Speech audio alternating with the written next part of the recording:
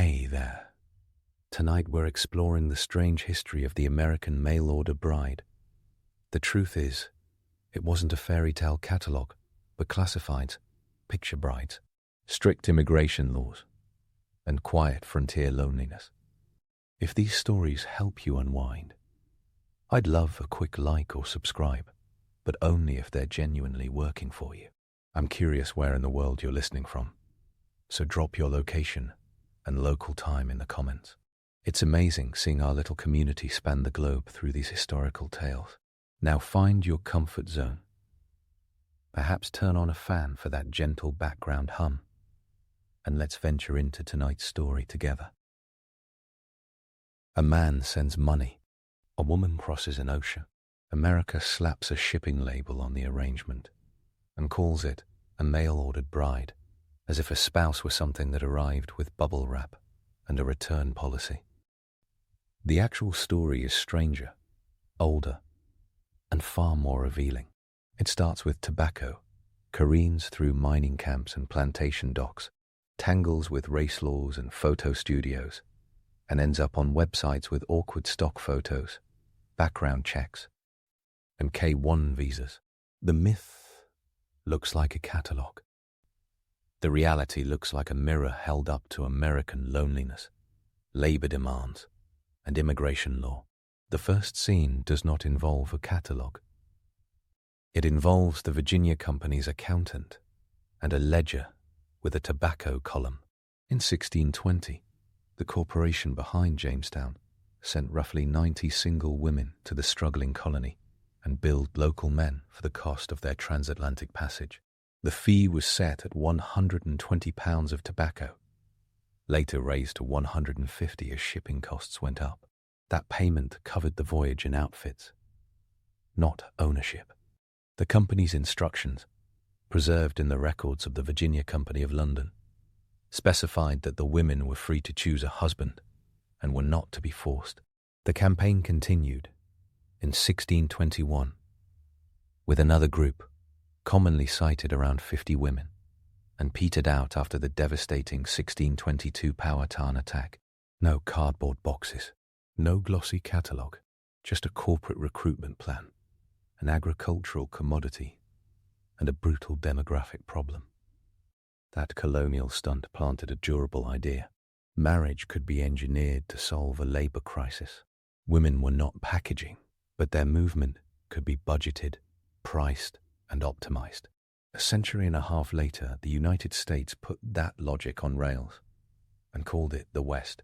The map of the American frontier in the mid-19th century looked like a college dorm on move-in day.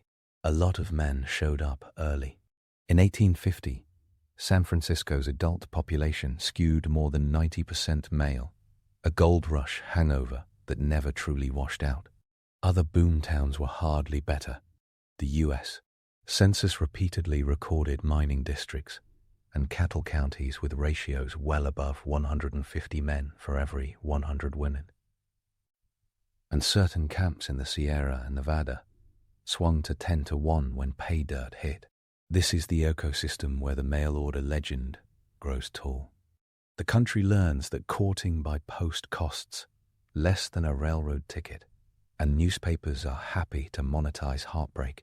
By the 1860s, a new kind of classified ad proliferated between announcements for pig feed and seed drills. Matrimonial columns offered connections for lonely men and independent women under headlines that sounded like a sales pitch and a sermon holding hands. The postal age, as historian David M. Henking calls it, had turned America into a nation of letter writers. Postage was cheap, railroads moved mail fast, and after 1896, rural free delivery put even remote homesteads on the grid. Matrimonial agencies popped up from New York to San Francisco, promising introductions for a fee. Some were earnest, some were carnivals, with stationery. Seattle tried something bolder. In 1864, Asa Shin Mercer, a 24-year-old acting president of the Territorial University, decided that the Pacific Northwest needed more school teachers and fewer bar fights. He sailed to the East Coast and recruited a small group of women willing to head west for jobs and, frequently, husbands. The first group, later immortalized as the Mercer Girls, numbered 11 and arrived in Seattle in May 1864. A second expedition in 1866 delivered 34 more. No Amazon Prime, just a young promoter, a pitch about opportunity, and women making a pragmatic bet that the future paid better in Washington Territory than in Massachusetts. Several married prominent settlers. Several taught and saved money. They were not ordered. They were persuaded, which is capitalism's favorite verb. Out on the plains, the letters hummed. A farmer in Kansas posted a notice that he was 32, Christian, owned 160 acres and a yoke of oxen, temperate, and seeking a wife who valued sobriety. A widow in Michigan wrote a long reply that disclosed 2 children, a small inheritance, and a requirement for church attendance. Their correspondence moved through depot post offices and rail hubs, months at a time. Photographs, when they existed, were stiff studio portraits sent in paper sleeves. No one had invented the selfie. An entire market revolved around the rituals of courtship by mail, modesty, reliability, property, community standing, astonishingly modern and painfully Victorian at once. It did not take long for scammers to arrive. In the 1870s and 1880s, newspapers ran exposés about sham agencies that took fees and vanished, or about self-described widowers who turned out to be married, abusive, or simply absent after the money cleared. The phrase lonely hearts became a tabloid category because it sold papers. It also turned gruesome.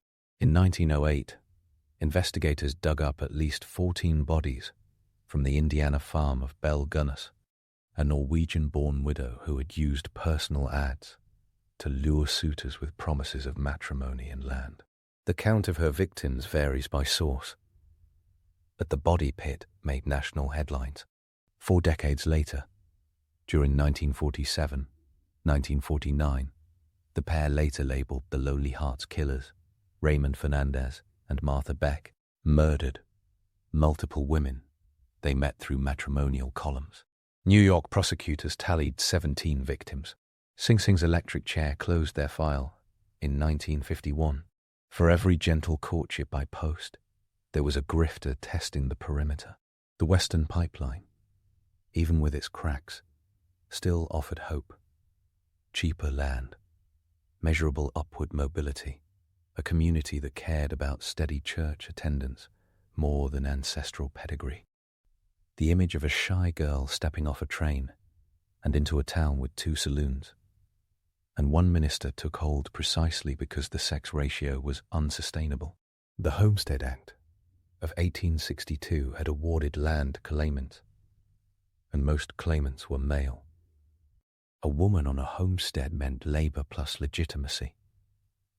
Churches watched, neighbors judged. Marriages brokered on paper began to look like matchmaking with postage stamps rather than a punchline. Then the story pivots on a law. The Page Act of 1875, the first significant federal immigration restriction, targeted immoral contracts and effectively used morality as a border checkpoint to bar most Chinese women from entering the United States. The Chinese Exclusion Act followed in 1882 and hardened a gender imbalance that historians can measure. In 1880, the U.S. census counted roughly 105,000 Chinese immigrants and only about 3,200 Chinese women. That is barely 3%. A generation of Chinese men lived in forced bachelorhood because the law did not consider their desire to form families a national priority. The vacuum created a new avenue for others. Japanese labor migration ramped up in the early 20th century, especially to Hawaii's sugar plantations and the Pacific coast. Anti-miscegenation laws in multiple states narrowed the field of acceptable spouses to women from the same ethnic background. and the 1907 Gentleman's Agreement between the United States and Japan restricted new male laborers while allowing wives to join men already in America. Those policies produced the era of the picture bride. The Japanese term shashinkakon translates literally to photograph marriage. The ritual was striking. A man in Hawaii or California sent a portrait back to Japan, often in his best borrowed suit, stamped with the name of a studio in Hilo, Honolulu, Los Angeles, or Seattle. Family go-betweens arranged a partner. Sometimes a formal marriage ceremony occurred in Japan with the groom's portrait standing in for the man himself. The bride then boarded a steamship with her passport, a photo of a husband she had not met, and letters in a careful envelope. When the gangway went down in Honolulu or San Francisco, the women stepped into a crowd of men holding their own studio portraits like claim tags. In one move, an entire demographic problem moved from the abstract to the dock. The numbers were not small. Historians commonly estimate that between 1908 and 1920, roughly 20,000 Japanese picture brides entered the United States and its territories. Hawaii saw the majority, on the order of 14,000, and several thousand more arrived on the West Coast. The payrolls of sugar plantations, cannery towns, and small Japanese businesses morphed in response. Family formation surged. By 1920, Japanese communities in Hawaii had shifted from overwhelmingly male labor camps to family neighborhoods with children, holidays, and home-cooked rice that did not come from a boarding house. Unsurprisingly, politicians noticed and panicked. Nativist groups mounted pressure campaigns. The same state houses that had already criminalized interracial marriage now fretted over marriages between foreigners they could not legally naturalize. In 1920, American and Japanese authorities quietly tightened the spigot by requiring more direct proof of valid pre-existing marriage, which undermined the workaround of proxy or picture ceremonies across the Pacific. 4 years later, the Johnson-Reed Act of 1924 ended immigration from Japan entirely. Picture brides did not cause the law. They provided political theater for a nationalism that was already rising. Korean communities imitated the practice under much harder conditions.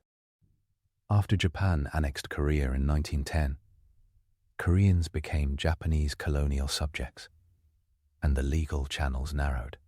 Even so, by the count of historian Wayne Patterson, on the order of 1,000 Korean picture brides arrived between 1910 and 1924, many to Hawaii. Small numbers changed entire communities. Bachelor rooms became family homes. Sunday school attendance soared. Plantation overseers noticed that men with wives drank less and labored more consistently. Employers loved stability. Politicians pretended it was an accident. The irony turns sharp with Chinese Americans. The same years that saw Japanese and Korean families stabilize under picture marriage saw Chinese women remain legally sidelined. Barriers to Chinese female immigration held until the repeal of exclusion during World War II, and even then, the quotas were tiny. The bachelor societies of Chinatown that mid-century tourists gawked at were the deliberate product of federal immigration policy, not a cultural preference. The intense policing of Chinese women's morality under the Page Act had claimed an entire generation's hope for family life. Not all cross-border matchmaking in the era involved Asia. Eastern European Jewish immigrants knew letter marriage well. Family networks, matchmakers, and transatlantic correspondence linked Lower East Side tenements to small towns in Galicia and Russia. Proxy weddings by rabbinic authority allowed a bride to sail with a ketubah without having met a spouse in person. Catholic and Orthodox communities used similar arrangements. The difference is the label. A Jewish woman arriving with a ketubah rarely got called a mail-order bride by American reporters. A Japanese woman carrying a studio photograph did. Race shaped the language. The words themselves are a historical clue. The phrase mail-order bride does not become common in English until the 20th century. 19th century sources prefer matrimonial agency, correspondence marriage, or plain old advertisements for wives. The catalogue metaphor crystallized later when modern consumer culture taught Americans to imagine every desire arriving in a box. Word choice carries a sneer that erases agency. It suggests purchase rather than negotiation, delivery rather than migration. Agency never vanished from the women's side of the ledger. On the frontier, women negotiated wages as teachers, insisted on titled property, and wrote back to family in Boston with lists of conditions. Among Japanese picture brides, oral histories collected by scholars and community organizations brim with agency. Women recalled rejecting suitors during the letter stage when their sentences were clumsy, their family status suspect, or their honesty uncertain. Several women landed in Hawaii or California, met a man whose real height failed to match his photograph, and dissolved the match on the spot. A photograph could go both ways as a tool of control. Men posed with borrowed hats and rented watches. Women arrived with a cousin who would not blink during a lie, and yet the imbalances were real. Age gaps were common. Economic power was tilted by definition toward the person already settled in America. Legal regimes multiplied the asymmetry. Anti-Miscegenation laws in California and other Western states meant that a Japanese, Korean, or South Asian man could not legally marry outside his racialized category, which gave matchmakers and go-betweens outsized power. Immigration restrictions locked women in place once they arrived. The threat of deportation for women who left an abusive husband before naturalizing was a hard fact, not a plot device. Legal status fused with marital status in a way that benefited control. The United States rewired the machine again after World War II. War brides flowed in under new legislation. The War Brides Act of 1945 and subsequent measures allowed over 100,000 wives and fiancées of American servicemen to immigrate from Europe and later Asia. Many were British, Italian, German, Japanese, and Filipina. They were not mail order, but they were part of the same migration story in which love, leverage, and law interact. The photos look like romance. The statute books read like supply chain management.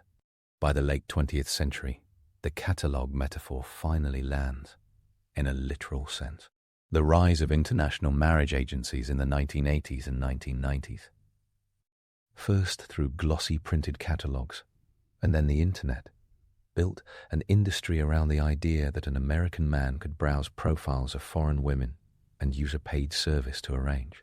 Introductions, letters, and travel. The Cold War ended. The Soviet Union dissolved in 1991. Economic conditions in parts of Ukraine, Russia, and the Baltics created an incentive for cross-border matchmaking.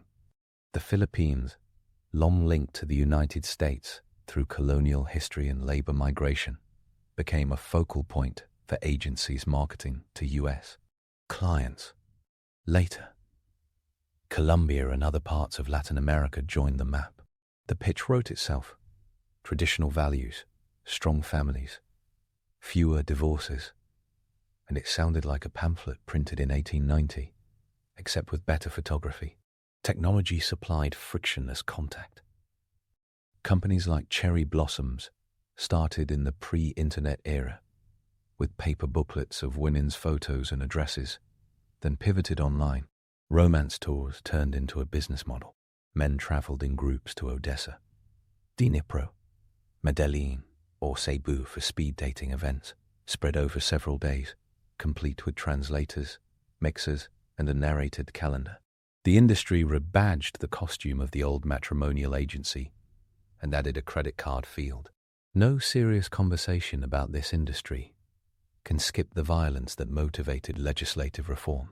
Washington State, where the Mercer girls had once stepped ashore, became a policy laboratory after 2 murders.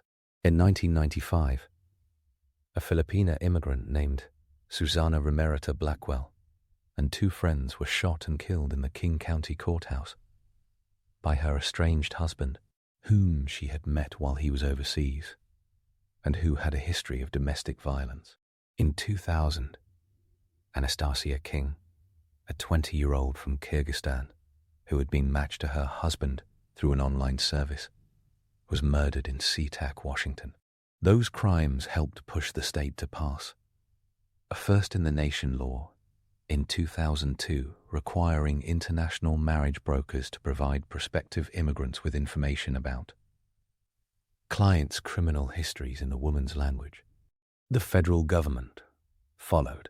The International Marriage Broker Regulation Act, enacted in 2005 as part of the reauthorization of the Violence Against Women Act and implemented in 2006, did not ban the industry. It regulated it. The statute requires agencies that qualify as international marriage brokers to collect and disclose certain criminal and marital history from U.S. clients before releasing women's contact information. Required disclosures include records of convictions for crimes like domestic violence, sexual assault, child abuse, stalking, and other serious offenses, as well as the number of prior marriages.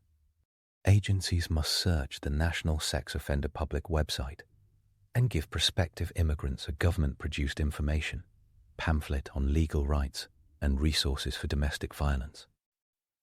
Survivors, translated into the appropriate language.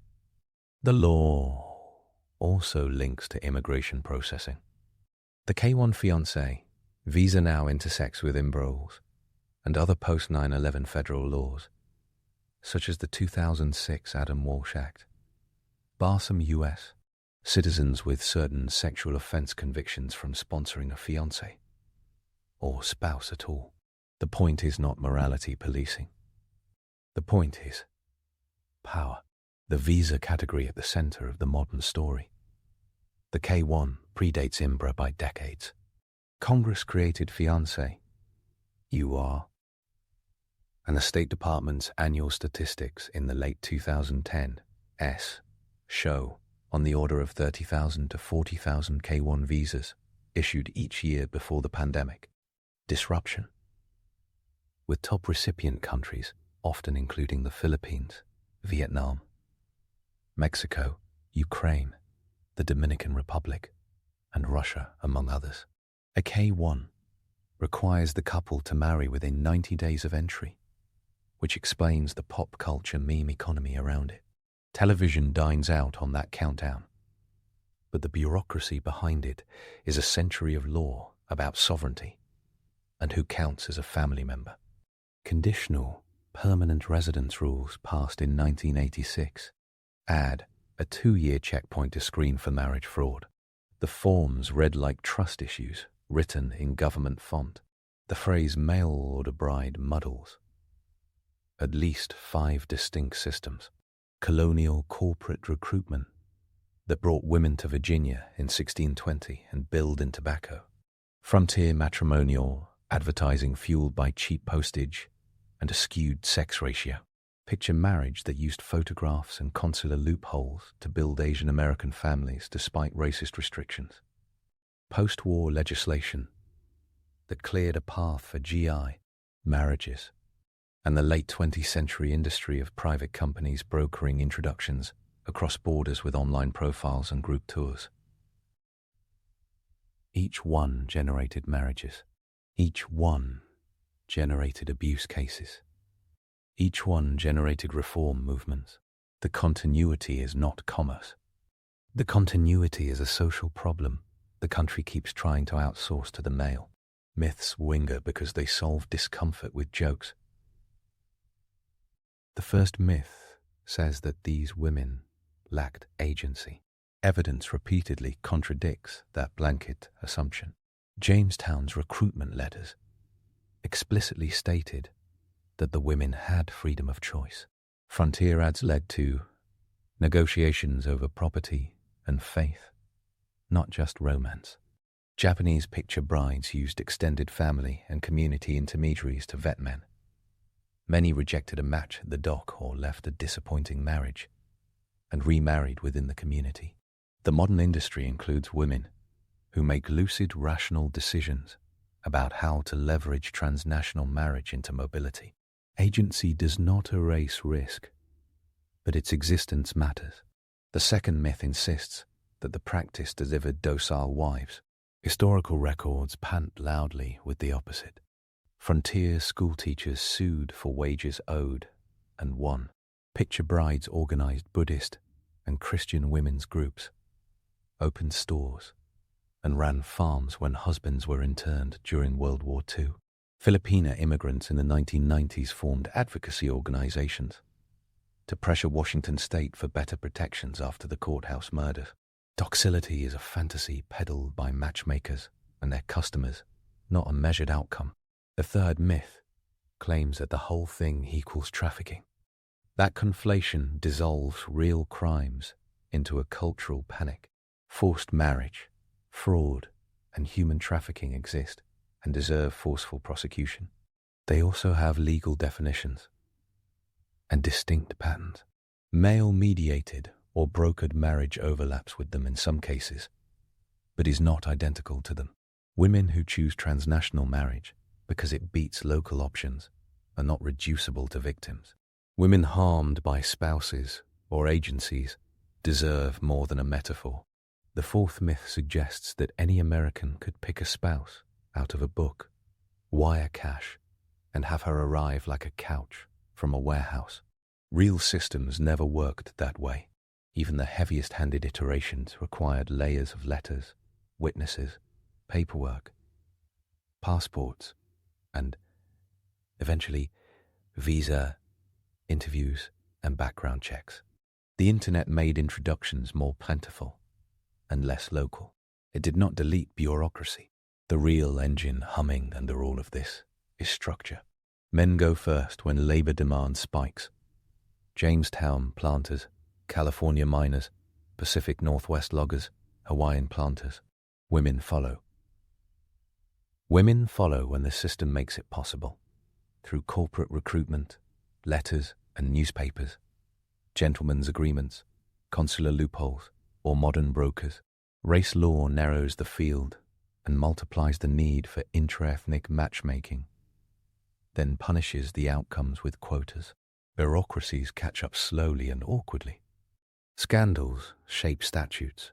Newspapers sell the scandal in the same breath they condemn it. Every era looks back at the previous one, announces moral superiority, and then recreates the same dynamics with updated stationery. Some scenes land with startling clarity. Jamestown's tobacco brides walked into a world where a pound of cured leaf was a unit of currency, where a husband's survival depended on another pair of hands, and where women had leverage because scarcity compels respect. Seattle's Mercer recruits stepped onto a dock smelling of cedar and pitch, asked what the pay would be for teaching school, and insisted on a church wedding when the time came. Japanese picture brides shuffled off steamers into an orchestra of whistles and shouts, scanned the faces holding studio portraits, and made the fastest, most consequential choice of their lives. 100 years later, a woman in Kharkiv walked into an internet cafe in 1998, paid for an hour, uploaded a photo scanned from a Kodak print, and wrote a profile in a language learned from a teacher who had never met a Californian. The constant is not packaging. The constant is decision-making under constraint. A survey of the archives shows just how legible those decisions can be.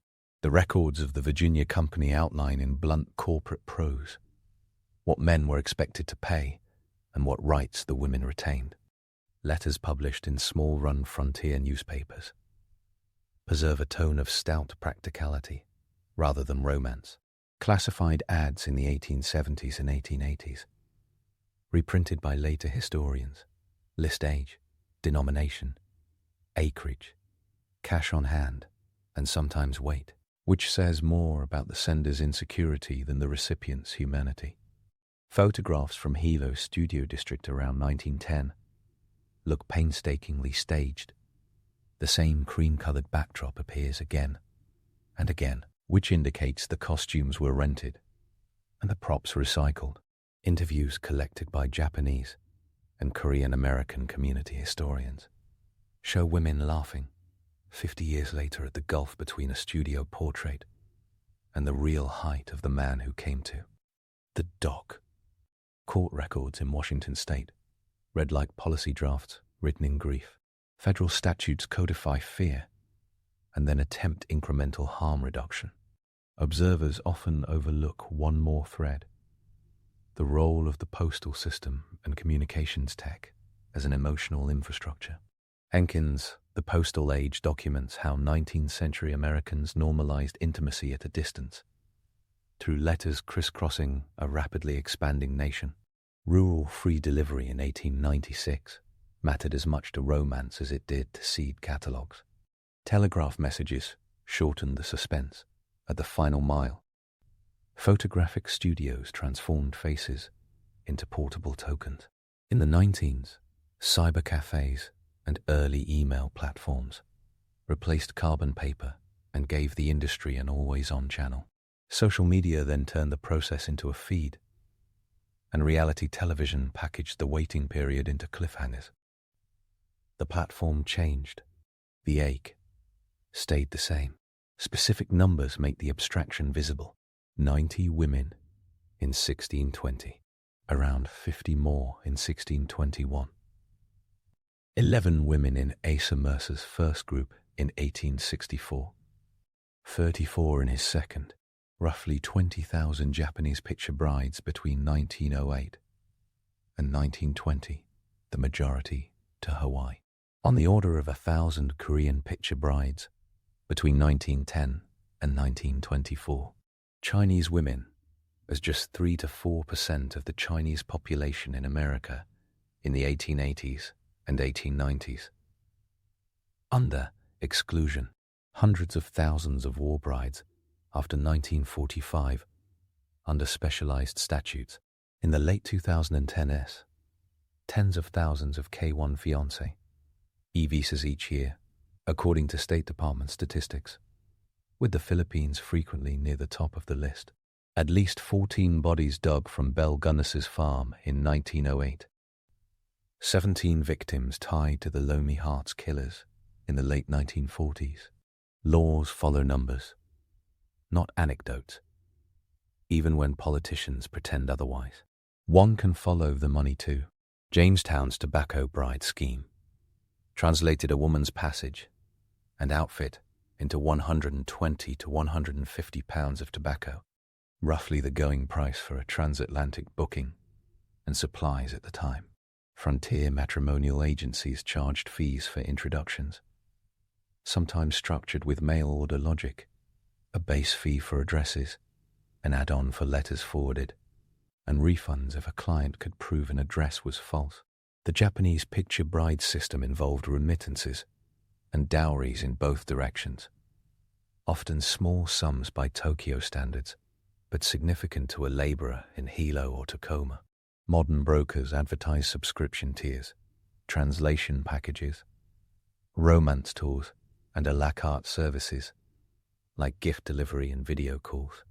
The economic ladder remains visible on every rung. Some couples meet with the help of an agency, and then walk away from the service quickly to avoid transaction fees. Just as a Kansas farmer in 1885 wrote directly to a widow in Michigan after the first introduction, rather than continue paying a middleman. A tour through the case law adds more texture. Courts in multiple states tested whether a proxy marriage conducted under foreign law could be recognized in the United States. Immigration statutes and administrative guidance set conditions for recognizing proxy marriages for visa purposes. eventually requiring consummation for immigration validity in certain contexts. Washington state courts sentenced 2 murderers in high-profile cases with international marriage broker connections and catalyzed regulatory legislation. Federal courts upheld the constitutionality of background check disclosure requirements under IMBRA against First Amendment challenges, reasoning that the rules regulate commercial conduct that involves substantial risk, not speech in the abstract. Each decision sticks another post-it note on the long timeline. The 21st century version comes with a twist that would amuse and horrify the authors of 1870s matrimonial ads. Reputation now lives on platforms. Women compare notes in Facebook groups and Reddit threads about which agencies are honest, which tour stops feel like a respectful speed date, and which look like cattle calls with a bar tab. Men share war stories about getting scammed by fake profiles, or falling for a translator who turned out to be married to the agency's owner. A cottage industry of translators, independent matchmakers, and legal advisors thrives around the big brokers. The savvy participants treat the agencies like a tool to be used and discarded. The naive treat them like destiny. Pop culture keeps the practice in the frame, but edits out the bureaucracy. A 9-0 day countdown makes good television. A packet of evidence for adjustment of status does not. What the camera misses are the co-sponsor math, the medical exam, the police certificates, the joint bank statements, and the quiet comprehension that something like this has always existed in the United States, under different names and with different props. The cringe comedy at the heart of reality TV arrives because the chemistry on screen cannot be coached, and neither can the power imbalance that immigration paperwork bakes into a relationship. The best couples find a way to metabolize it into trust. The worst turn it into a leash. There is a temptation to sort the entire phenomenon into neat bins labeled good, bad, exploitative, empowering. The archive resists that sorting. It contains grit and miracles. A bride who crossed an ocean to marry a Jamestown adventurer might have found herself dead from disease within a year, but her presence stabilized a settlement that would otherwise have collapsed into an all-male experiment. A Mercer recruit might have out-earned her Eastern peers. Within 5 years, owned land in her own name, and married a logger who understood that her paychecks were not his. A Japanese picture bride in 1913 might have stepped into a kitchen that smelled of unfamiliar spices, navigated an anti-Japanese school board, and built a children's future anyway. A woman matched on an internet site in 2002 might now be managing a dental office in Arizona, and her daughters might be applying to college. Agency and risk are next-door neighbors. History keeps letting them borrow each other's sugar. The counter-narrative is just as consistent. Criminals used matrimonial ads to seduce, steal, and kill. Abusive men used immigration status as a trap. Brokers ignored red flags to protect revenue. Politicians whipped up fear of picture brides to push national origins quotas. Newsrooms that mocked spinsters in one column ran breathless. Racist warnings about scheming foreigners in the next. It is a full set of contradictions, which is the definition of America on a good day. Scholars who study this tangle keep handing out interpretive tools. Erica Lee's work on immigration exclusion illuminates how policy manufactured bachelorhood among Chinese men and then punished the gendered consequences. Yuji Chioka's research on Issei life gives picture brides names, not just numbers. Wayne Patterson's books on Korean migration quantify the flow and show the social logic behind it. David Henkin's history of the postal system explains the logistical skeleton under the romance. Community oral history projects in Hawaii, California, and Washington State capture the voice that the big laws erase. Gal reports and congressional testimony around IMBRA document the practical challenges of regulating an industry that evades categorization. The receipt pile is tall enough to reach the top shelf. One more myth deserves a clean demolition. The myth says that the mail-order bride is an un-American corruption, grafted onto a healthy national tree by outsiders. The tobacco brides of 1620, and the homesteader letters of 1880, and the Seattle recruitment of 1864 all raise an eyebrow. The arrangement is as American as charging interest. It converts loneliness into a market, then normalizes the market as a family structure, and then rewrites the laws to fit. In a country that made corporations into people and people into brands, it would be astonishing if marriage had escaped commodification. The truth has room for romance anyway. Even the most transactional deals produce attachment. Couples who met through mail, photo, or agency often report affection that grew from routine. Letters formed a shared voice. Work turned into a duet. Adventure created a bond that comfort did not. Historians reading these traces decades later do not have to pick a side between cynicism and sentimentality. The record contains both, layered like geological strata. On certain afternoons, a detail arrives that snaps the whole story into focus. A ledger entry in 1621 that shows 150 pounds of tobacco paid to cover a woman's passage. An 1864 Seattle newspaper listing 11 women by name stepping onto a dock that smelled of salt and fresh-cut pine. A studio in Wahiwa that reused the same backdrop for dozens of picture bride portraits because the proprietor only owned one. A Washington State case file with an evidence photo of a spiral notebook used by an abusive husband to track a wife's movements like an accountant logs sales. A K-1 approval notice stamped in blue ink, arriving after months of patient paperwork and tucked into a drawer next to a ring. It is not a catalogue. It is a country telling on itself. Anyone hunting for a moral can pick more than one. The market finds a way around social pain points. Law plays catch-up with bureaucracy as its legs. Racism builds the maze, then blames the mouse for his route.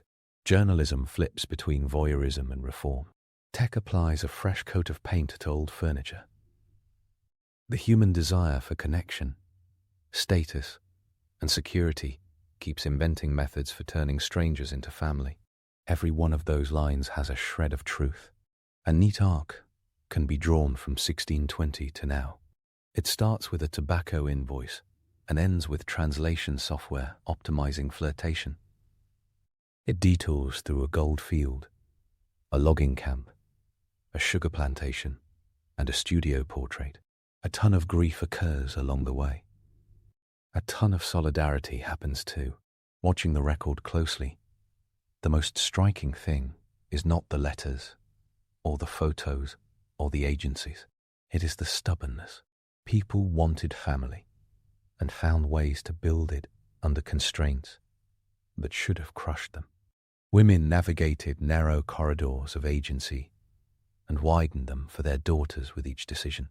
Men learned slowly that respect is cheaper than control. The catalogue fantasy persists because it flatters control.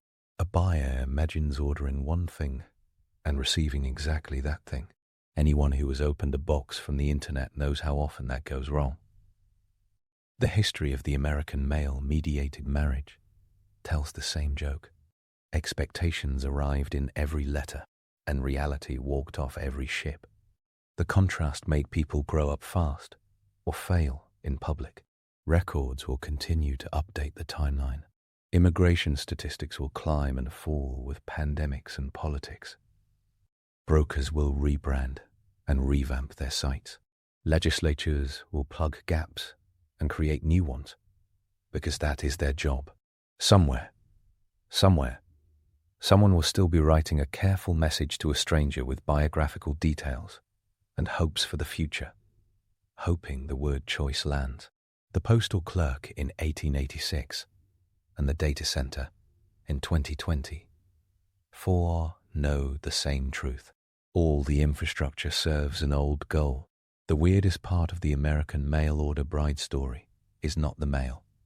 It is the country's capacity to dress necessity in the language of destiny. A tobacco ledger entry becomes a national origin myth. A studio portrait becomes a marriage license. A website becomes a lifeline. A law becomes an apology with conditions. The pattern is visible the entire way through. It has always been about building families out of strangers under less than ideal circumstances, and about who gets to control the definition of ideal. The cliché says that love finds a way. The archive says that administrators and entrepreneurs draw a map, and love tries to follow it with uneven shoes. On the dock in 1912, a woman with a suitcase and a studio portrait used both hands to grip the railing, stepped onto the pier, and looked across a crowd of faces for the one that matched the picture in her pocket. On a train platform in 1866, a teacher from Lowell breathed in coal smoke and the heavy scent of resin and recalculated her plan for a life in a town with 200 men and 12 women. In Jamestown in 1620, a ship's gangplank clattered against wood, and a company man made a note in a ledger about tobacco paid. And a woman made an entirely different calculation about comfort, security, and which household offered the best odds of survival. The United States keeps telling itself that change happens at the ballot box, on battlefields, and in boardrooms. It also happens at the post office window and on a gangway, one letter and one decision at a time. The myth wants an easy laugh. The history prefers receipts. Moving on, our next tale is titled The Evolution of Norse Mythology. A thunder god with goats for Uber, a one-eyed poet king who learns magic by breaking every rule in the book, and an apocalypse that ends with a grassy reboot, like a medieval Marvel post-credits scene. That set sounds ancient and wild, and it is, but Norse mythology did not drop fully formed out of a fjord. It morphed over 3,000 years, switched costumes depending on who told the story, and got rebranded hard by medieval writers who loved a tidy system. Loki was not born a villain. Thor was not dumb. Odin did not start on top. And nobody wore horned helmets outside a 19th century costume department. The trailhead sits way before Vikings, deep in the Nordic Bronze Age, about 1700-500 Besh. People chipped storyboards into rock faces at Tanum, in Bohuslän, Sweden, and elsewhere. Ships, sun discs, antlered figures, spirals and serpents parade across those cliffs like a prehistoric comic strip. Bronze razors are etched with boats and horses hauling the sun. The famous Trundholm Sun Chariot from Denmark, around 1400 BC, shows a gold-plated disc pulled by a horse with heavy solar energy. A sky god, a thunderer, twin divine riders, and a mobile sun cult move through this world long before anyone says Thor or Odin. And this is not guesswork, pulled from thin air. Comparative linguistics tracks Indo-European roots, where a thunder figure called Perkornos thumps around with lightning, and a skyfather Dias watches from above. The Scandinavian languages will bend those names into Norra and Tyr much later. The imagery lines up. Those rock carvings are the trailer. Then the Roman Empire peaks north and leaves receipts. Tacitus, writing Germania in 98C, claims the Germania worship Mercury above all, and scholars for 2 centuries have taken that as interpretatio romana for Wodan, or war them, because Mercury was the Roman patron of travelers, thieves, and magic, a vibe match for the tricksy, poetic, death-adjacent Germanic god. Tacitus also name-drops Mars and Hercules for other cults, likely Tyr and a pre-Thor thunder hero. He describes sacred groves, no temples, and an island where a goddess called Nerthus rides in a wagon, bathed in a lake when the party ends. That scene lands like a trailer for Njörður and the Vanir family, because Nerthus and Njörður are a famous academic pair that swap gender across centuries like a mythic mirror trick. The Roman writer does not drop a full cast list, but the beats are there. Cart processions, lake rituals, sanctified weapons, tight rules around holy spaces. The franchise already sells. By the migration period, around the 4th to 6th centuries, tiny gold bracteates show a man with a one-eyed profile, a horse, and sometimes birds lurking. That stamped design screams Wodan all over southern Scandinavia and Denmark. Several hundred of these glittery metal coins have been dug up, and they look like the hero healing a horse, which links neatly to the old High German Second Mersberg charm from the 9th century, where Uodan and others heal a sprained foal. Balder appears there too, which detonates the myth that Balder was an Icelandic literary invention. He is in a German charm, centuries earlier.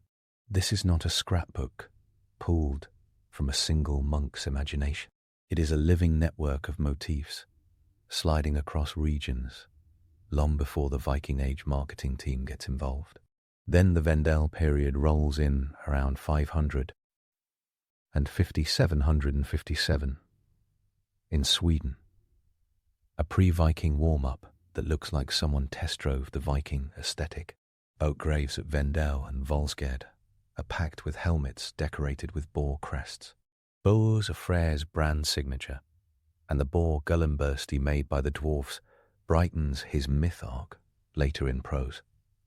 Helmets show scenes of elites trampling enemies, processions of warriors, and maybe even Odin-style figures, handing out rings. The aristocratic cult of Odin grows teeth during this time, tailored for chiefs who want cosmic legitimacy with their longhouse. Southern ecstatic war bands feel close in the background. Odin's portfolio of poetry, sorcery, and dead heroes fits men who rule with a spear in one hand and a skald in the other. Then the Viking Age hits, about 750 to 1100 C, and the material record explodes like a mead keg. Thor's hammer pendants multiply across graves, from Denmark to Iceland. Amulets show up in silver, bronze, and iron, many from the 10th century, sometimes stylized to look suspiciously like crosses because syncretism is not subtle. One famous hammer from Kobylev, Lolland, even carries a tiny runic text that reads Hemax, understood as this is a hammer, with a cross added later, a wink of coexistence. Stone pictures from Gotland, like the Tengelgarda and Tengvidi stones, fill up with riders entering halls, Valkyries offering drinks, and snakes twisting around scenes that look suspiciously like Odin's welcome at Valhall. The Altuna stone in Uppland shows Thor fishing for Jörmungand, the Midgard serpent, with an ox head for bait. The Gosforth cross in Cumbria merges the crucifixion with scenes that look like Ragnarok, because the Norse and Christian narrative universes were sharing a frame on the edge of empire. So what actually shifts between Bronze Age carvings and Icelandic poems written down around 1270? Almost everything, and yet not everything, depending on the layer. The thunder figure clearly survives. The Sky Father slides from top billing to a specialist role. A goddess of earth and fertility becomes an entire Vanir department. And Odin, who starts as a wooden figure with healing and possibly war magic, climbs to CEO of the cosmos in the ideology of elites by the late Iron Age. That ascent is not random. Chiefs needed a god who loved poets, schemes, and diplomacy as much as blood and spears. Odin swivels into that seat. He looks dangerous in the sources. Havamal, in the poetic Edda, presents him hanging for 9 nights on a wind-cold tree, wounded by a spear, sacrificing himself to snatch the runes. That poem survived in the Codex Regius, a manuscript copied around 1270 in Iceland, but scholars accept it carries pre-Christian material layered with Christian ambience. Odin wins with cunning and pain, not by horsepower alone. He drinks from Mimir's well and loses an eye for knowledge. He recruits the dead, Adam of Bremen, writing around 1070 from Hamburg, repeats stories from missionaries that in Uppsala the pagan Swedes sacrificed 9 males of every species and hung bodies in a grove. Whether Adam dramatizes to make his point is debated, but hanged offerings show up in other places and at other times.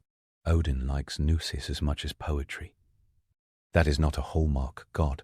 Thor, on the other hand, serves the farms. He is a walking surge protector for freeholders who want rain, luck, and protection from whatever lurks beyond the fence. He hammers giants, but also blesses marriages and marks boundary stones. In Nairim Skvitha, a poem preserved in the Poetic Edda, Thor dresses in a bridal veil to recover his stolen hammer from a giant named Nairimster. The verse plays the scene for comedy and embarrassment, while still letting Thor crush skulls. Rural Scandinavians during the 10th century loved him for that flexible blend of holiness and practical muscle. His day survives as Thursday. Hammer pendants in graves spike exactly as Christian conversion gets noisy. People put on the old logo while the new faith builds churches across the infields. Then Loki steps through the curtain and breaks modern expectations. He is not a medieval devil in horns, despite later Christian scribes sometimes leaning that way. He is kin to giants, friend and foe to the gods, helper and saboteur. He gifts Odin with a spear and Thor with a hammer through the work of dwarfs, then engineers Balder's death, then gets bound with his son's entrails while a snake drips venom on his face. The Snapchin stone from Denmark, discovered in the 1950s, but dating roughly to the late Viking Age, likely shows a male face with stitched lips. Scholars tie that to Loki's punishment in Skaldskaparmal, where dwarfs sew his mouth shut. That image lands before Snorri Sturluson writes, which anchors the myth beyond medieval prose spin. Loki belongs in a family of trickster and boundary-breaking deities, and pre-Christian audiences probably saw him as catastrophic but necessary, not morally binary. His final break at Ragnarok feels like a slow-burn long-con that ends the world and cleans the slate. Zoom out to the larger cast and watch layers appear. Tyr, whose name descends from the Indo-European Skyfather, fades into a specialist associated with law and single combat by the time Icelandic texts arrive. He loses a hand to Fenrir, a symbol ripe with meaning for oath law and the price of social order. Place names with Tyr in Scandinavia are surprisingly rare, a sign that his cult had shrunk compared to Thor and Odin. Meanwhile, a winter and archery figure, lives on in place names like Erlenseker in Norway. Norther commands sea wind and prosperity, and his arrival from the Vanir side signals an older, wetter religion under the Aesir layer. Freya and Freyja carry the most misunderstood roles of all. Freya governs fertility, peace, and kingship luck, with phallic figurines like the small bronze from Rellinge in Sweden, often linked to him, while Freya masters sire, deer, desire, and the fate of the slain. Grimnismal says half of those killed in battle go to her field at full Fangri, the other half to Odin, which shatters the idea that Valhall was the universal warrior afterlife. The dead spread across multiple destinations, including Hell, which is not a Christian hellfire realm, but a neutral underworld ruled by a goddess, also named Hel. Burial evidence backs this variety. Cremation persists along with boat graves, amulets, chickens, gaming pieces, weapons, and tools go into graves depending on region and century. No single ritual monopoly covers the North. The practice of religion looks like a farm economy. People held seasonal blot, sacrificial feasts at farms and cult sites. Animal bones from Hofstadr, a site in northeast Iceland dating to the 10th century, show mass slaughter of cattle with spectacular feasting remains, likely ritualized. At Tissot, in Denmark, a lakeside hall complex from c. 550 to 1050 yields weapons thrown into the water and hints of elite cult activity. At Uppsala, in southern Sweden, a small building used from the 5th to the 10th century looks purpose-built for ritual, with golden foil figures called guldgubbar found there and elsewhere. Tiny stamped couples that might represent divine unions or feasting pairs. Archaeology paints a landscape littered with sacred spots, from groves to lakes to halls to shadowy little shrines, flexible enough to serve 1,000 local calendars. Gamla Uppsala stands out because medieval writers gave it a stadium spotlight. Adam of Bremen claims a temple there gleamed with gold and had a chain above the roof. A tall bust description that modern scholars roll their eyes at while still admitting something big went down in that district. Excavations have revealed a massive hall complex, processional roads, and a long-use timeline. Place names in surrounding parishes track pagan cult functions. Even if Adam's gold chain is a flex, his basic claim of a grand cult center aligns with the ground. Meanwhile, in Denmark, Ladra bills itself as a royal cult site, and archaeology backs that with a huge hall, piles of feasting debris, and a tiny 3 centimeters figure found in 2009 sitting on a high seat with ravens that screams Odin. Even if inscriptions say nothing, these places were myth factories, not just beer halls. Magic crosses the grain of gender here and breaks stereotypes. Scythe, the trance magic associated by medieval texts with Freyja and later with Odin, was coded as unmanly ergi when done by men. That did not stop Odin from doing it, because Odin always breaks his own age guidelines when outcomes demand it. Graves across Scandinavia have long iron staffs that many scholars read as CR wands. At Firkat in Denmark, a woman buried around 980 had a staff and tools that look ritual. Erik Saga Rautha, written in 13th century Iceland, but set in Greenland in the late 10th century, features a Verva arriving with a staff to prophecy for a farm community, detailing her outfit and ritual seat. Even if that saga loves narrative gloss, the cross-check with burial tools makes Setra feel solid in daily life. Magic was a skill, a role, and a social risk. On the page, the myths are stitched together by poets. Before writing, enter Scandinavian social core. Skalds hold the memory stock on their tongues. Skaldic poetry survives with names and dates pinned to historical courts. Jordolfröv Achvinas Ynglingator gives a mythic genealogy of Norwegian kings, probably in the late 9th century. Eyvind Skaldaspillir composes for Håkon the Good around the 960s. Their kennings rely on a full myth database. A poet can call gold Freyja's tears only if listeners know the scene where she weeps amber. That poetic web proves a lot of myth content existed long before manuscripts. When literacy arrives in Iceland, scribes save both skaldic and Eddic verse, the latter in Codex Regius and other collections. But those poems are already old bits from multiple centuries. Enter Snorri Sturluson in Iceland around 1220 with a mission. He writes the Prose Edda to teach young poets how to understand and use kennings, which requires a myth manual. And he composes Heimskringla, a history of Norwegian kings that folds gods into human dynasties. Snorri is brilliant and helpful, and dangerous, because he systematizes fluid myth into a single encyclopedia.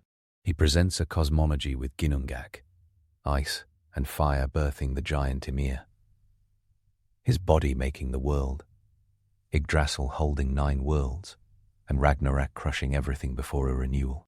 He gives a polished Aesir Vanir war story with a hostage swap that explains why Njorba and Freyr live with Odin's team. He emerizes the gods into Trojan refugees in the opening of Heimskringla, because medieval writers loved giving pagan deities a human origin to make them safe. The result reads clean and coherent. The original religion was not clean and coherent.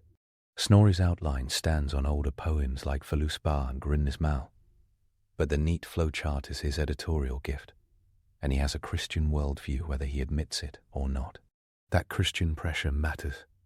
Denmark's Harald Bluetooth raises a runestone around 965 at Jelling, bragging that he made the Danes Christian. The stone itself shows a crucified Christ braided in interlace that looks like it could climb off the slab and wrestle a dragon. Norway's Olaf Tryggvason and Olaf Haraldsson push conversion around 995 and 1030. Iceland chooses Christianity at the National Assembly, the Althing, in 1999 or 1000, after negotiations that allow people to keep old practices in private for a while. Sweden drags its feet, with Gamla Uppsala's cult fading only in the 11th century and Bishop Eskil's martyrdom in 1080 in Strängnäs as a turning point story, though hagiography always hypes. The change is uneven and pragmatic. Thor's hammers and crosses share necklaces. Farmers bury both in the same field. Saga writers in the 13th century look back on this with both nostalgia and therapy. The influence of Christianity on the final form of Norse myth is not speculation. Völuspá, the seeress's prophecy in the Poetic Edda, ends with a new earth rising, fields growing, and a hall more fair than the sun, plus Balder returning from the underworld. That feels like a Christian-adjacent eschatology blended with an older cycle of collapse and renewal. The core of Ragnarök sits deeper than that, though. Tacitus reports in the 1st century that the Germani sing in battle about Anses and a certain Twisto and his son, Manus, mythic ancestors.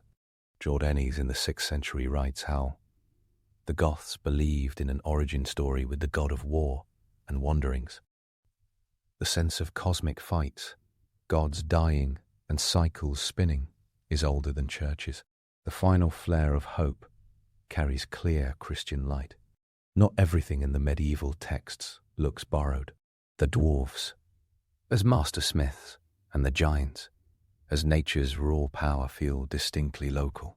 Saruman the boar resurrected every night for the faunen. Mead brewed from Karsir's blood. And Loki birthing an 8-legged horse named Sleipnir after a shape-shifting stumble with a stallion all slide under a category labeled too weird to be invented by clerics. Odin's ravens, Hugin and Munin, show up in art. The Odin on Harleithskal figurine from Leidri in 2009 has 2 birds perched on the high seat arms, like a logo. 4 fishing for the world serpent appears on stones older than Christian conversion in those regions. The bones and stones are the steel beams of the story. Regional accents change the tone. In Denmark, Thor dominates later place names, and his hammered brand shows up in jewelry constantly.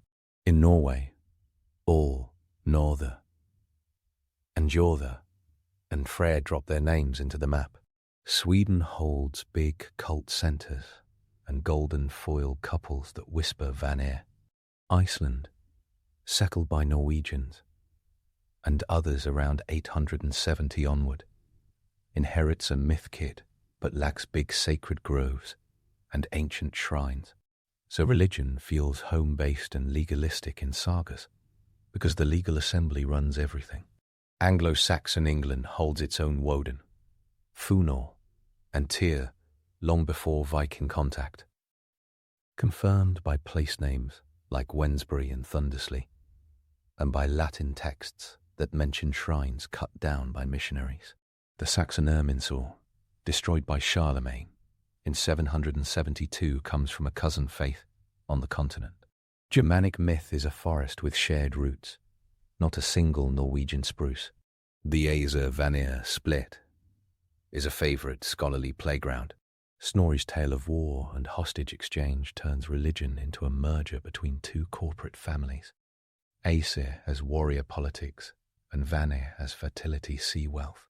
Scholars like Jan de Vries and later Neil Price and Terry Gunnell have debated whether that war preserves a memory of older cult strata mixing.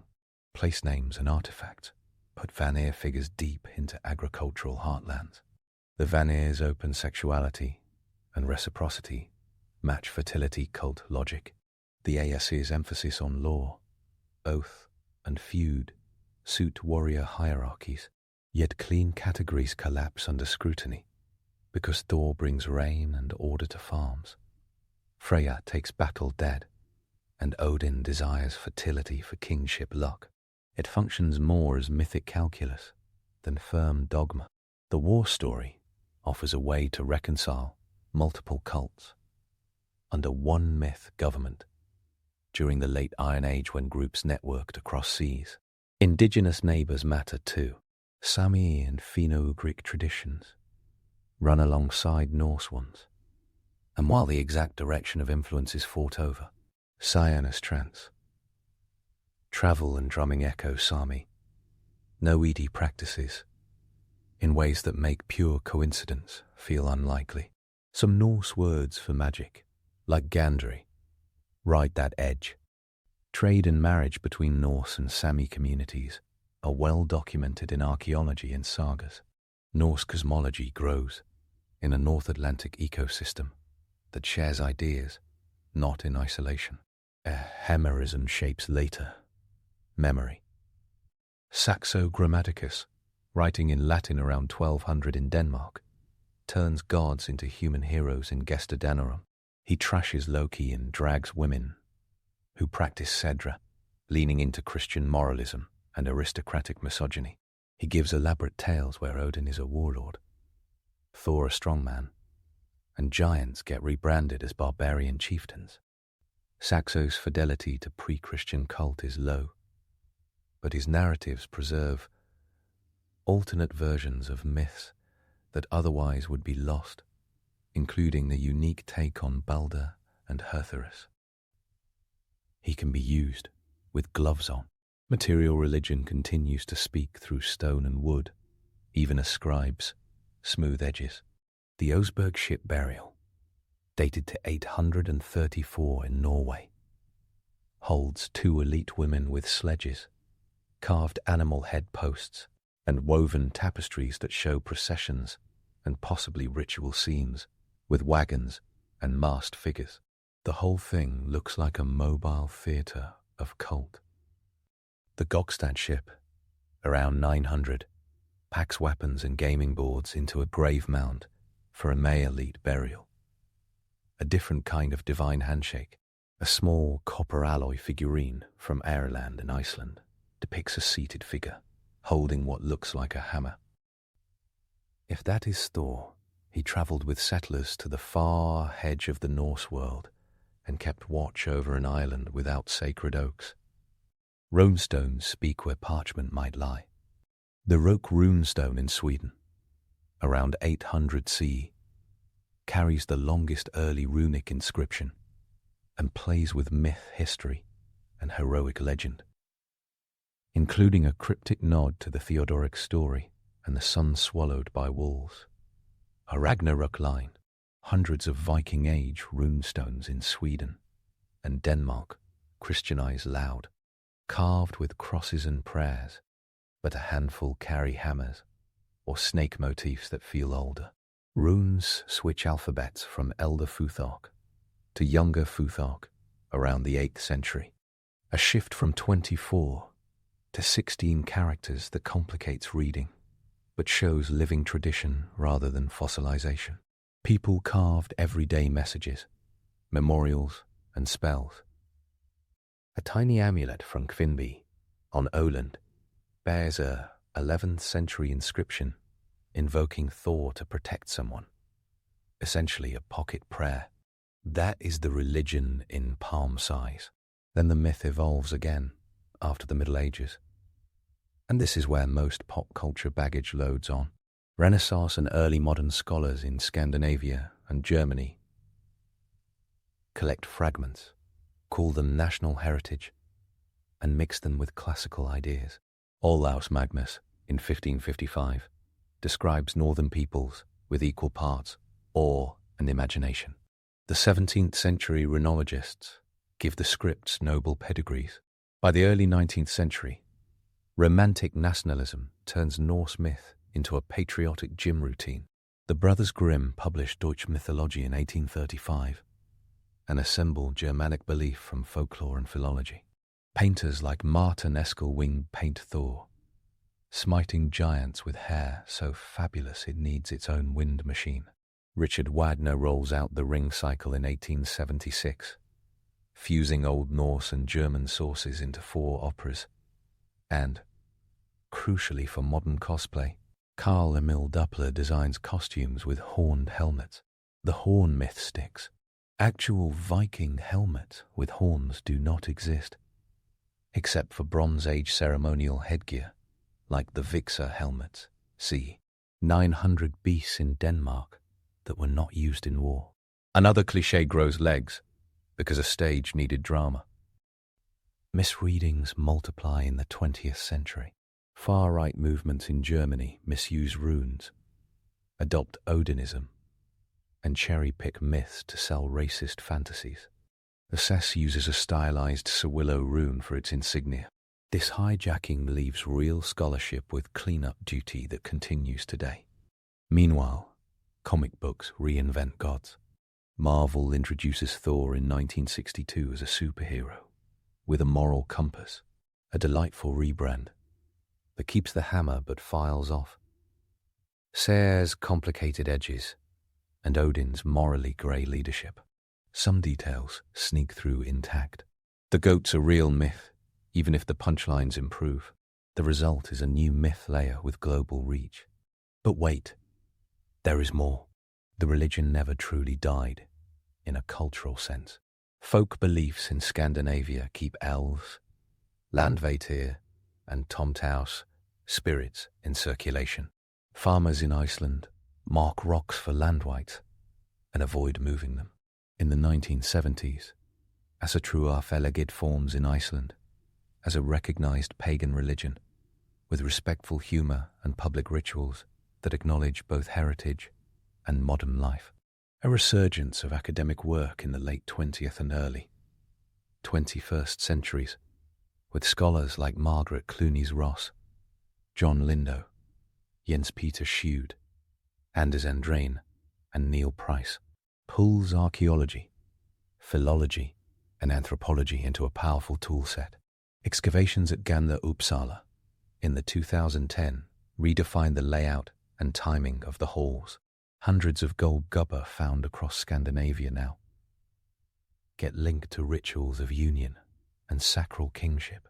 Stable isotope analysis of bones tells stories about diet and migration inside these cult centers.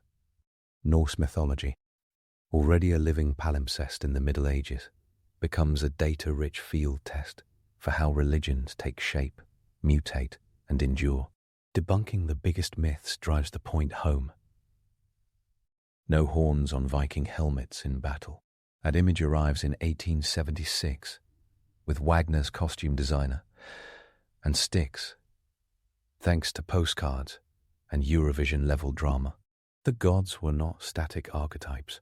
Odin morphs from healer wanderer to royal patron magician. Thor flips from comical brawler to cosmic protector and law sanctifier, with oath rings hallowed under his hammer. Loki never graduates into Satan proper, and his cult as a god with a public temple is unsupported. He is an important narrative engine rather than a figure of worship, and his name does not pepper Scandinavian place names like Thor and Freyr. Valhalla is not the only warrior afterlife ticket.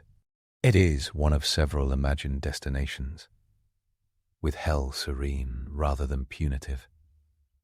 In many passages, Ragnarok is not pure annihilation. Völuspá outlines a phoenix version of Mythtime that ends and begins again. The Aesir Vanir War is mythic memory, not a documentary on a single historical conflict. Adam of Bremen's Temple of Gold at Uppsala is not confirmed by archaeology, though a grand cult complex there is certain. That is the nuanced sweet spot, where the appeal of older storytelling meets the clarity of evidence. The medium matters. Skaldic verse carries names and lineages with meter, so strict it makes rap battles look loose. Drokvet demands internal rhyme and alliteration, and poets layer kennings like a language puzzle box. Without this verbal tech, the mythology would have rotted in an oral ditch when Christianity pivoted the archive. Instead, the myth tropes survive because poets needed them as semantic hardware. Snorri did not so much save the myth as document the coding manual.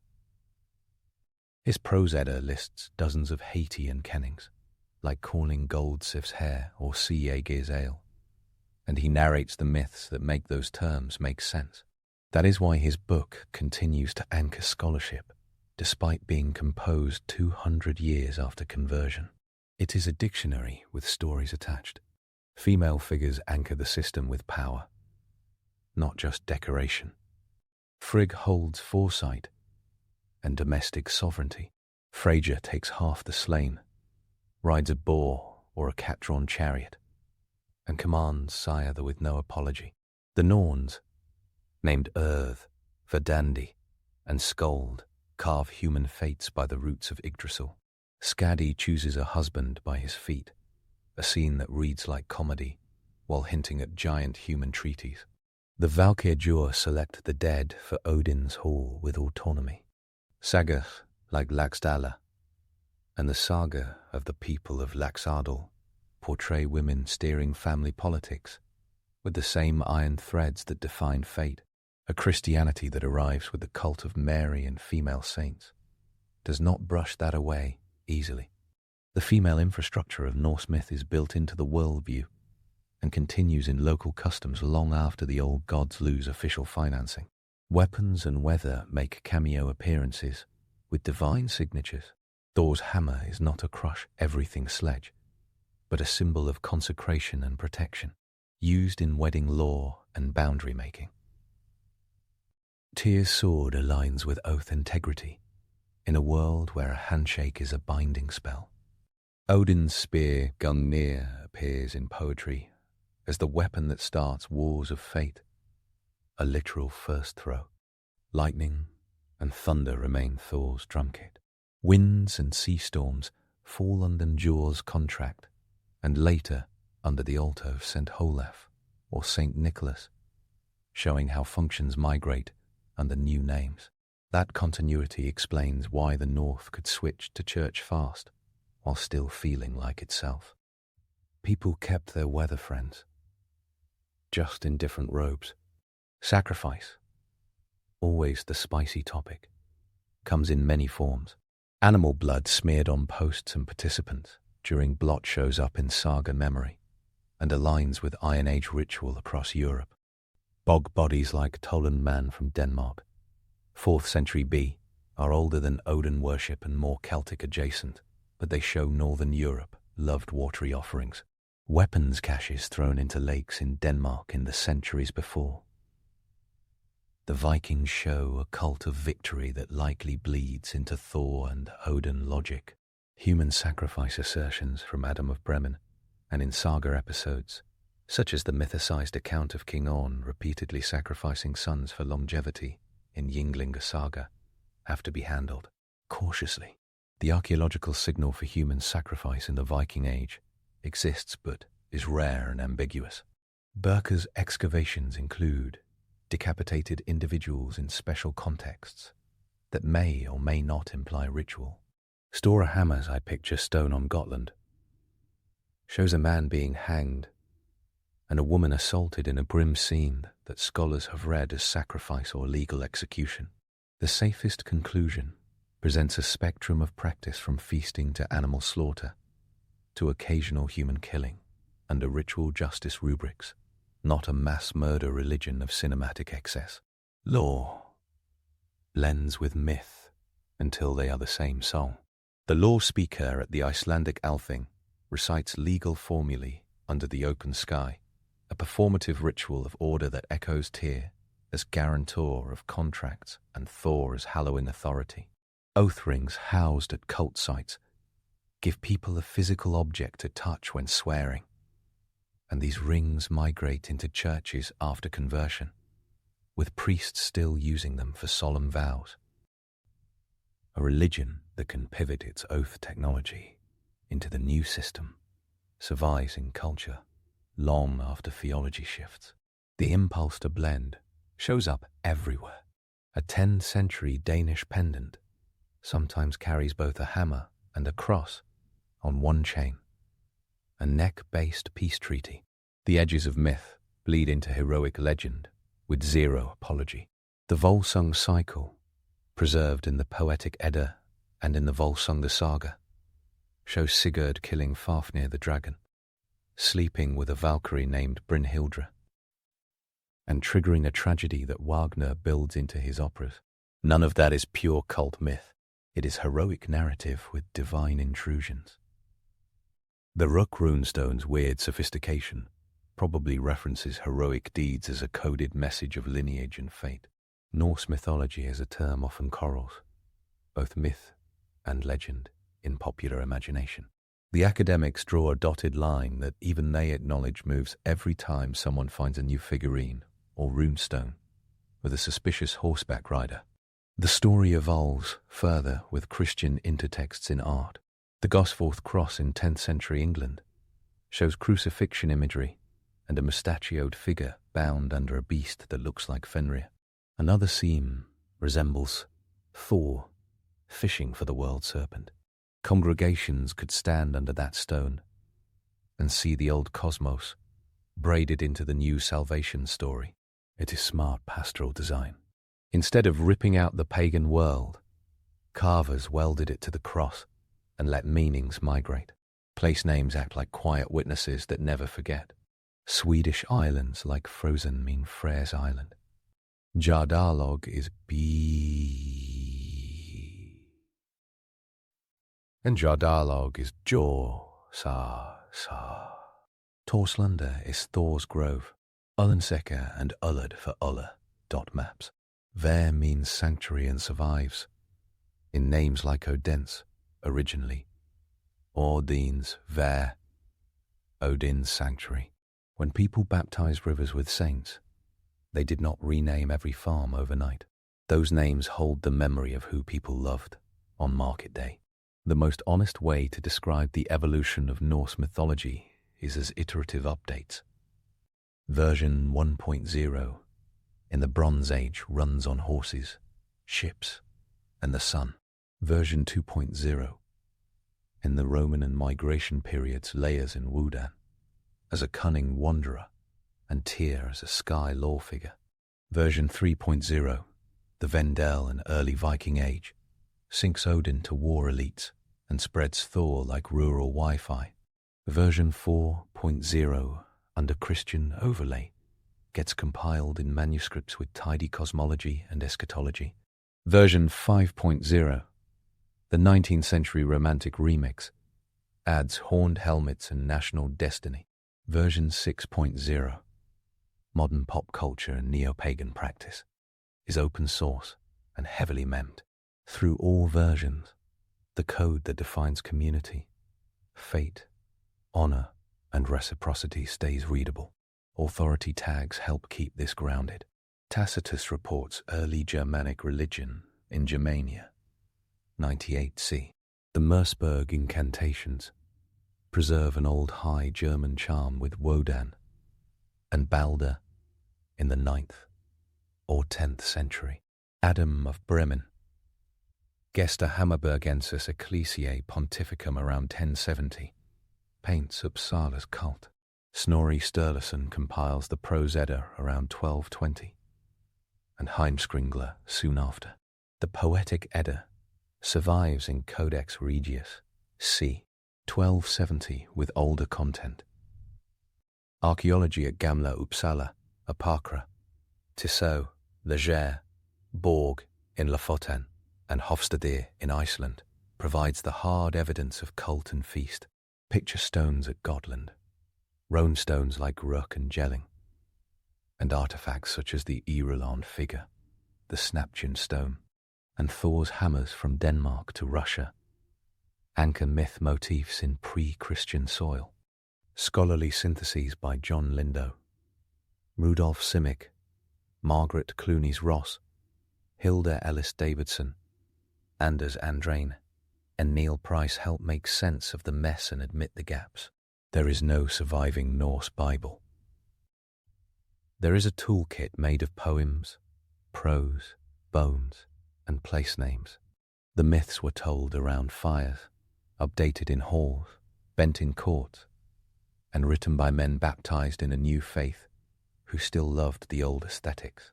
When farmers carved Thor's hammer into a gravestone in 10th century Uppland, they weren't imagining a pantheon trapped in amber. They were asking the thunderer to guard a family plot while the parish stretched a nave a few fields away. When skalds called the sea Aegir's ale, they kept Aegir alive inside Christian verse. When Snorri placed Odin on a high seat with ravens, he handed future readers a diagram of a world tree that once loomed in the minds of people who looked at a horizon of water and weather and recognized social order held together by luck and language. All of this ends with Ragnarok in narrative terms, the mythic purge that wipes gods and giants off the stage. Wolves swallow sun and moon. The world serpent poisons the sky, and Sator swings a flaming sword that cuts the whole set. Then the grass grows back, fields self-sow. A hall of gold shines. Balder returns. A dragon still lurks under a crag, because the north never pretends danger dies. The final chord is not judgment with eternal torment, but a reset with new cast. It mirrors the religion's real-world arc. Old gods retire. New saints take the same roads. People keep telling stories about fate and family and storms. They keep carving on stones and lighting fires in winter. They keep wearing talismans on chains, switching shapes when needed. The evolution of Norse mythology is not a straight line or a pure circle. It is a spiral through time. Cold air in the lungs, a boat cutting a grey sea while ravens always find the mast. The modern pull comes from that blend of brutal clarity and stubborn hope. Odin gives up an eye, and something crucial never comes back, a cost anyone understands. Thor laughs and smashes and blesses the wedding, an energy the world craves. Freya claims tears that turn to amber, severe and beautiful. Loki breaks the gears so the machine can reset when it has to. Tyr puts his hand into the wolf's mouth because someone must carry the law, even if it hurts. These are not flat symbols. They are tools for thinking about risk, honor, and change without hiding behind comfort. They survived conversion, romantic excess, weaponized misuse, and commercialization because they started as flexible scenes rooted in weather, work, and words. The North invented them, but the world keeps finding uses. Zoom back to those Bronze Age carvings at Tannum. Ships rake across granite in lines so clean they look like they moved last week. A sundisk rides. Figures with raised axes stride across the rock. People gathered here to scrape stories into stone, while the sky turned like a mythic wheel. That wheel never stopped. It changed spokes. It rattled during winters of famine and glowed during feasts. It took on Christian rims and modern tires. The engine still runs. The fuel is the human appetite for stories that make storms and mourning and victory legible. Norse mythology evolves because people keep living in the north and telling each other what it all means. The fjords are older than any god. The gods learned to speak their language and then survived by letting others speak for them. That is the punchline and the secret. Stashed on bracteates and cross stones in kennings and saga margins, under burial mounds, and inside pendants shaped like hammers, the myth breathes because it knows how to change outfits without losing its job. And now, let's continue with our next story. The influence of the Byzantine Empire on Russian culture. Moscow did not wake up one morning, stretch, and decide to cosplay as Rome with extra snow. It downloaded Byzantium like a massive software update, and the patch notes were wild. New religion, new alphabet, new art style, new political ideology, even new names. The transfer started long before memes about the Third Rome, long before SARS put double-headed eagles on everything, long before choruses swelled inside onion domes. The bridge was the Deba, the highway was trade and treaty, and the converter was baptism in 988. Roll back to the 900s. Byzantium, the Eastern Roman Empire, functioned as the heavyweight champ of the Eastern Mediterranean. Mosaics glowing in gold leaf, bureaucrats with diplomas and terrifying job security. Hagia Sophia throwing off enough reflected light to power an entire Orthodox imagination. The empire called itself Romaei, Romans, not Byzantines, a modern label dropped on them by 16th century scholars. Their neighbors in the forest steppe world to the north, the Rus were a confederation of trading cities and warrior elites, whose business plans leaned heavily on beaver pelts, wax, slaves, and river tolls. They met in the middle with swords and spreadsheets. The receipts are in ink and silver.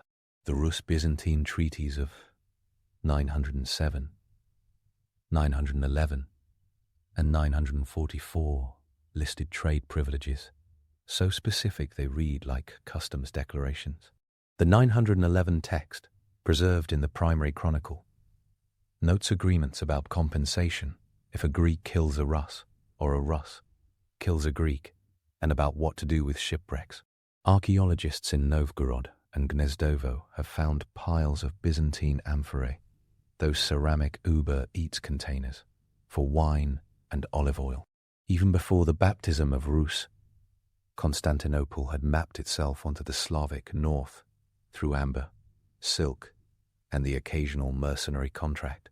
The Varangian Guard, the emperor's elite Scandinavian Rus's bodyguards, stood under the arches of the great palace with axes the size of small oars.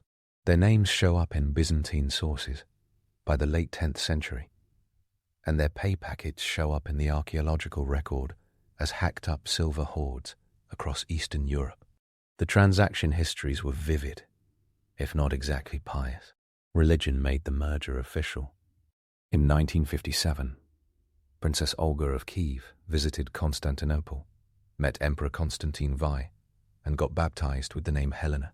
It did not flip the switch for the whole society, but it set a fuse. Her son Sviatoslav stayed staunchly pagan and famously mobile, campaigning through the Balkans until the Emperor John I Tzimiskis checkmated him in 971. The dynasty, though, had options. In 1988, Grand Prince Vladimir of Kiev took the plunge. Literally. The story as told in the primary chronicle sounds like a Netflix-ready origin myth. Envoys test the religions of the neighbors and find the Eastern Rite in Constantinople so glorious they cannot tell if they are on earth or in heaven. Modern scholars remind readers that the chronicle was compiled around 1113, a century after the events, and works as pry as well as history. The specific politics matter as much as epiphany. Vladimir sent 6,000 Rus troops to help the Emperor Basil VI crush a rebellion, captured Chersonesus in Crimea to apply pressure, and married Basil's sister Anna Porphyrogenita. No marriage like that happened without a baptism. The Orthodox Church came north, entwined with dynastic legitimacy and Roman prestige. Conversion is not just theology, it is architecture, schedules, bank accounts, and supply chains. Vladimir ordered the mass baptism of Kiev in 988, and within a decade, stone churches began rising in a city that had mostly built in timber. Stone does not just appear. Master builders, masons, and mosaicists came from Byzantium and from Byzantine-influenced Bulgaria. The Church of the Teeths, Desiatinia, built 989-96, was funded from a tithe of Vladimir's revenues and became a tax code in bricks. In 1037, under Yaroslav the Wise, Kiev crowned itself with St. Sophia, a massive cross-in-square cathedral with 13 domes and enough gold mosaic to make a modern accountant weep. The mosaics of the Mother of God in the apse, the fragments of Odysseus with Christ Pantocrator, glass smalt glittering in anachronistic blues and greens. These are the fingerprints of Byzantine artisanship. They align with the same floor plans and iconographic programs seen in Hagia Sophia and in the provincial churches of the Byzantine provinces. St. Sophia in Novgorod, started in 1045, did the same trick with regional swagger. Heavier walls, fewer domes, but the same architectural grammar learned from Constantinople's textbooks. Architecture taught people how to think about space and hierarchy. The cross-in-square plan funnels worshippers under a central dome that reads like a theological exclamation point. Light lands not as a democratic flood, but as a design choice, engineered to ignite the gold tesserae of the apse and bounce off the marble revetments. Wordless lessons in order and transcendence. Byzantine builders brought a specific brick technique, plinths, those thin bricks set with liberal mortar, to a Slavic world of timber architecture. Russian builders adapted, soon mixing bricks and fieldstone, then turning the whole package into local idioms. The onion dome, that photogenic symbol of Russia, did not drop from Hagia Sophia. Its fully bulbous form becomes common much later, especially from the 16th century, built as a snow-savvy solution, and a wooden architecture translation layered over a Byzantine plan. It is the product of climate, carpentry, and aesthetics, not a direct import, that debunks a favorite misconception while showing why the myth sticks. Domes signal orthodoxy, and Hagia Sophia was orthodoxy's lighthouse. But shapes mutate when they cross forests. If buildings are the body of the conversion, writing is the nervous system. The alphabet associated with Russia, Cyrillic, comes from a Byzantine mission, but not from Russia. In the 860s, the brothers Constantine, Cyril, and Methodius left Thessaloniki to evangelize among Slavs in Great Moravia. They created the Glagolitic script and translated scripture and liturgy into Slavonic. Their disciples, finding Glagolitic hard to copy and even harder to spread, developed Cyrillic in the First Bulgarian Empire at Preslav around the late 9th to early 10th century, modeling its letter forms on Greek capitals and adding signs for Slavic sounds. Bulgaria adopted it officially in 893. Kievan Rus borrowed not from the brothers directly, but from this Bulgarian-Greek pipeline in the 10th-11th centuries. Old Church Slavonic, the literary language, became Church Slavonic in the East Slavic realm, with local phonetic seasoning. The earliest dated East Slavic book, the Ostromir Gospels, was copied in Novgorod in 1056-1057. Its calligraphy, ornament, and miniatures echo Bulgarian and Byzantine exemplars, with Novgorodian hands at work. That codex is a time-stamped certificate of literacy and a museum of borrowed prestige. The text flood was a culture flood. Translations poured in. The Gospels, Psalters, Lives of the Saints, homilies of John Chrysostom and Basil the Great, and compilations like the Izbornik of Sviatoslav from 1073 and 1076. Anthologies stuffed with patristic snippets, Byzantine encyclopedic lore, and theological top notes. Chronicle writers stitched local events into a global Christian timeline with the help of Byzantine universal histories like those of John Malalas and George Hamatolos in translation. That is how the tale of bygone years, the primary chronicle, frames Rus history from creation to the death of Oleg in 912, to treaties in the 900s, to the events of 988.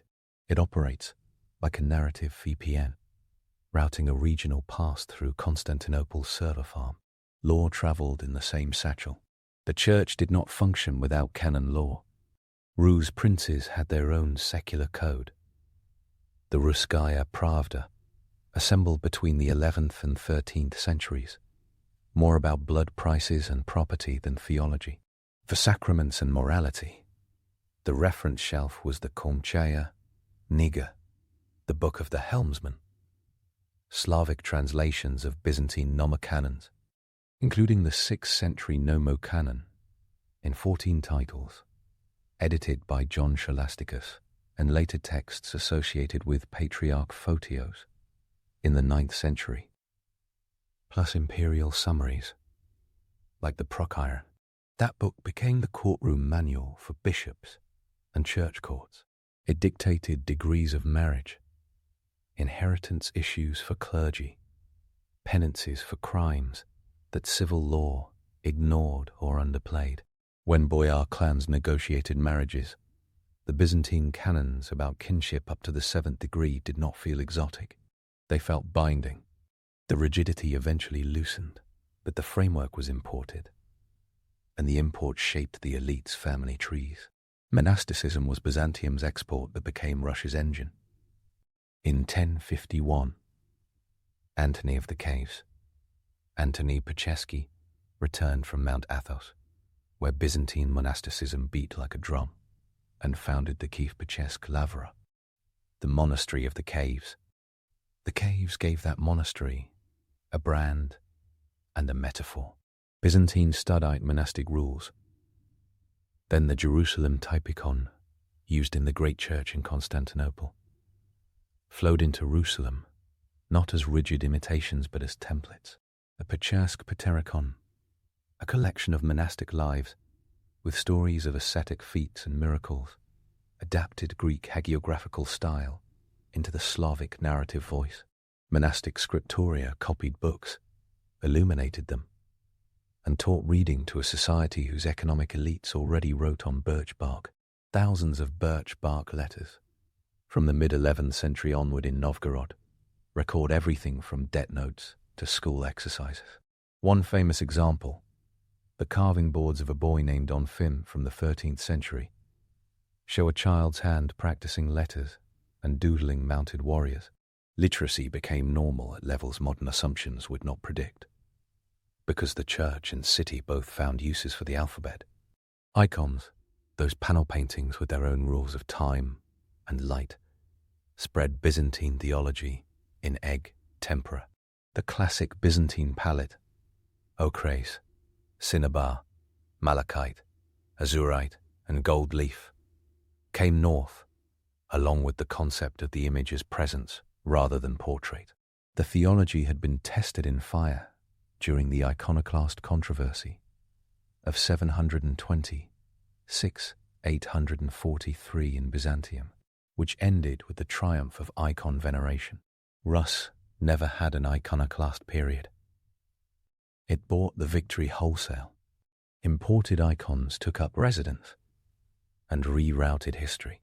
The icon called the Virgin of Vladimir arrived from Constantinople around 1131, probably commissioned from the circle of the Hoditria type. It functioned as a palladium, credited with saving Moscow from Tamerlane in 1395, when his forces turned away, and from the Tatars in 1480. Whether geopolitics or miracle, the icon's political career mattered. Theophanes the Greek, a Constantinopolitan master working in Russes by the 1370s, frescoed Novgorod's Church of the Transfiguration in 1378 with a bold, almost sketch-like energy. His art taught a generation of painters, including Andrei Rublev. Rublev's Trinity, painted around 1411 for the Trinity Monastery of St. Sergius, stripped the narrative of Abraham's hospitality down to 3 angels at a table and turned Athonite Hesychast theology into paint. Art historians like Bisera Pencheva and Oleg Tarasov see in this line the afterglow of Paleologan-era Byzantine stylistics. Those long, flowing lines and inner-light color fields, transposed into a Slavic spiritual accent. Church interiors organized themselves by Byzantine stages. The iconostasis, that multi-tiered screen of icons separating the nave from the sanctuary, reached monumental heights in Muscovy by the 15th century. Its logic is Byzantine, though its Russian form is taller and encyclopedic. Znameny chant, the old Russian liturgical music, uses a system of 8 modes, the okotechos, just like Byzantine chant. The notation, those squiggles called kruki, or znamena, evolved in Russia, but the adafix came from Constantinople's hymnographers and the Studite Jerusalem liturgical books. Sound carried uniformity across long distances, when traveling bishops could not. Names changed, along with calendars and diets. The Julian calendar, the Roman system continued by Byzantium, set feast days and fasting seasons that shaped social life. Fasting in the Orthodox tradition is no side dish. Great Lent stretches 40 days plus Holy Week. Wednesdays and Fridays are meat and dairy-free for roughly half the year in aggregate. Advent is a fast. The Apostles' Fast and the Dormition Fast fill the calendar. That ideological menu reshaped cuisine. Mushroom and fish recipes, pickled everything, cabbage, grains, and the famous Orthodox workaround of seafood categories, like caviar and certain invertebrates. Linguistic imports became grocery staples. The very word Pascha for Easter and for the sweet cheese dessert at Easter comes from the Greek pascha. Church Slavonic loaded Russian with Greek religious lexicon. Icona from icon, monarch from monarch, from monarch, from monarch, and from monarch, and Phora, Liturgia, Christos, and eventually even the title Tsar, with its complex Roman-Greek lineage. Titled power draped itself in Byzantine ceremony because nothing says legitimacy like a robe with a genealogy. Early Rus princes knew the word Tsar as a label for foreign emperors. The Khazar Khagan, or the Byzantine Basilius, or the German emperor. In the 13th century, the Grand Princes of Vladimir and later Moscow began using the title more often in prayers and chronicles for themselves. The coronation, styled to look fully imperial, took time. The inflection point lands in 1472. Ivan III of Moscow married Sophia Paleologina, daughter of Thomas Paleologos, the despot of Morea, and niece of the last Byzantine emperor, Constantine. She killed fighting on the walls of Constantinople in 1453. The marriage, arranged through Pope Paul II as part of diplomatic chess, brought a living symbol of imperial Rome into the Kremlin. What followed was a branding campaign. By 1497, Ivan's state seal carried the double-headed eagle, a Byzantine emblem popular among the late Paleologan emperors, staring in two directions, like a crowned ambidexter. The symbol appeared on coins and seals across Europe in the late medieval period, but in Moscow it arrived with Sophia and then exploded into official life. The cap of monarch, used in Tsarist coronations, pretended to be a gift from the Byzantine Emperor Constantine, the next Monomarchos to Vladimir Monomarchos to Vladimir Monomarch in the 11th century. The object is a 14th century gilded cap with fur trim, most likely of Central Asian, possibly Tar workmanship, retrofitted with legends after 1472 to create a pedigree. Fabrication is the sincerest form of aspiration. Historians like Janet Martin and Nancy Coleman point out how the myth did political work. It tied Muscovy's very concrete rise, expansion under Ivan III, the end of Mongol tribute after the Ugra River standoff in 1480, to a sacred empire that no longer existed but still radiated cultural wattage. The political theory underwriting this wardrobe change spoke fluent Byzantine, but with a Muscovite accent. Byzantium's classic image is the symphonia of emperor and church, a harmony of throne and altar described in Justinian's Novella 6, and elaborated by Byzantine thinkers over centuries. Westerners often summarize this as Caesaropapism and call it tyranny with a thurible. Specialists push back. The emperor was not a priest. The patriarch was not a minister of state. Tension existed, but the ideal of mutual support between pious ruler and church defined the empire's self-image. In Muscovy, rulers grabbed the harmony and played it fortissimo. Ivan Eve, later called the Terrible, had himself crowned as Tsar at a carefully staged ceremony in 1547. The Metropolitan of Moscow presided. The regalia, the orations, and the liturgical choreography declared him God's anointed, a sovereign whose sacral aura matched that of any Basilius. Then came a theological aftershock.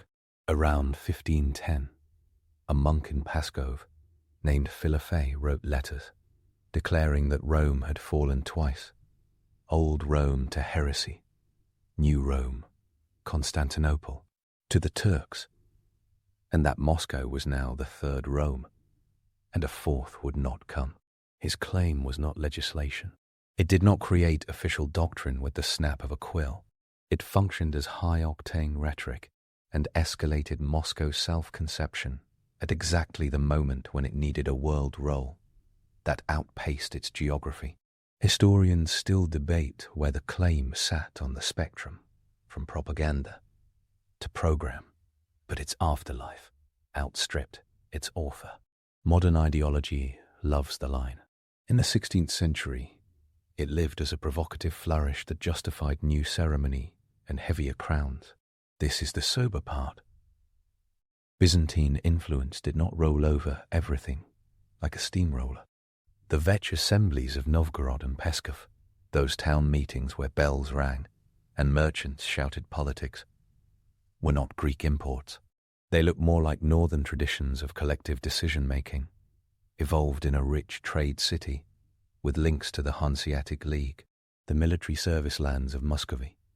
The Pomesty system have some analogy to the Byzantine pronoa grants, but direct filiation remains contested.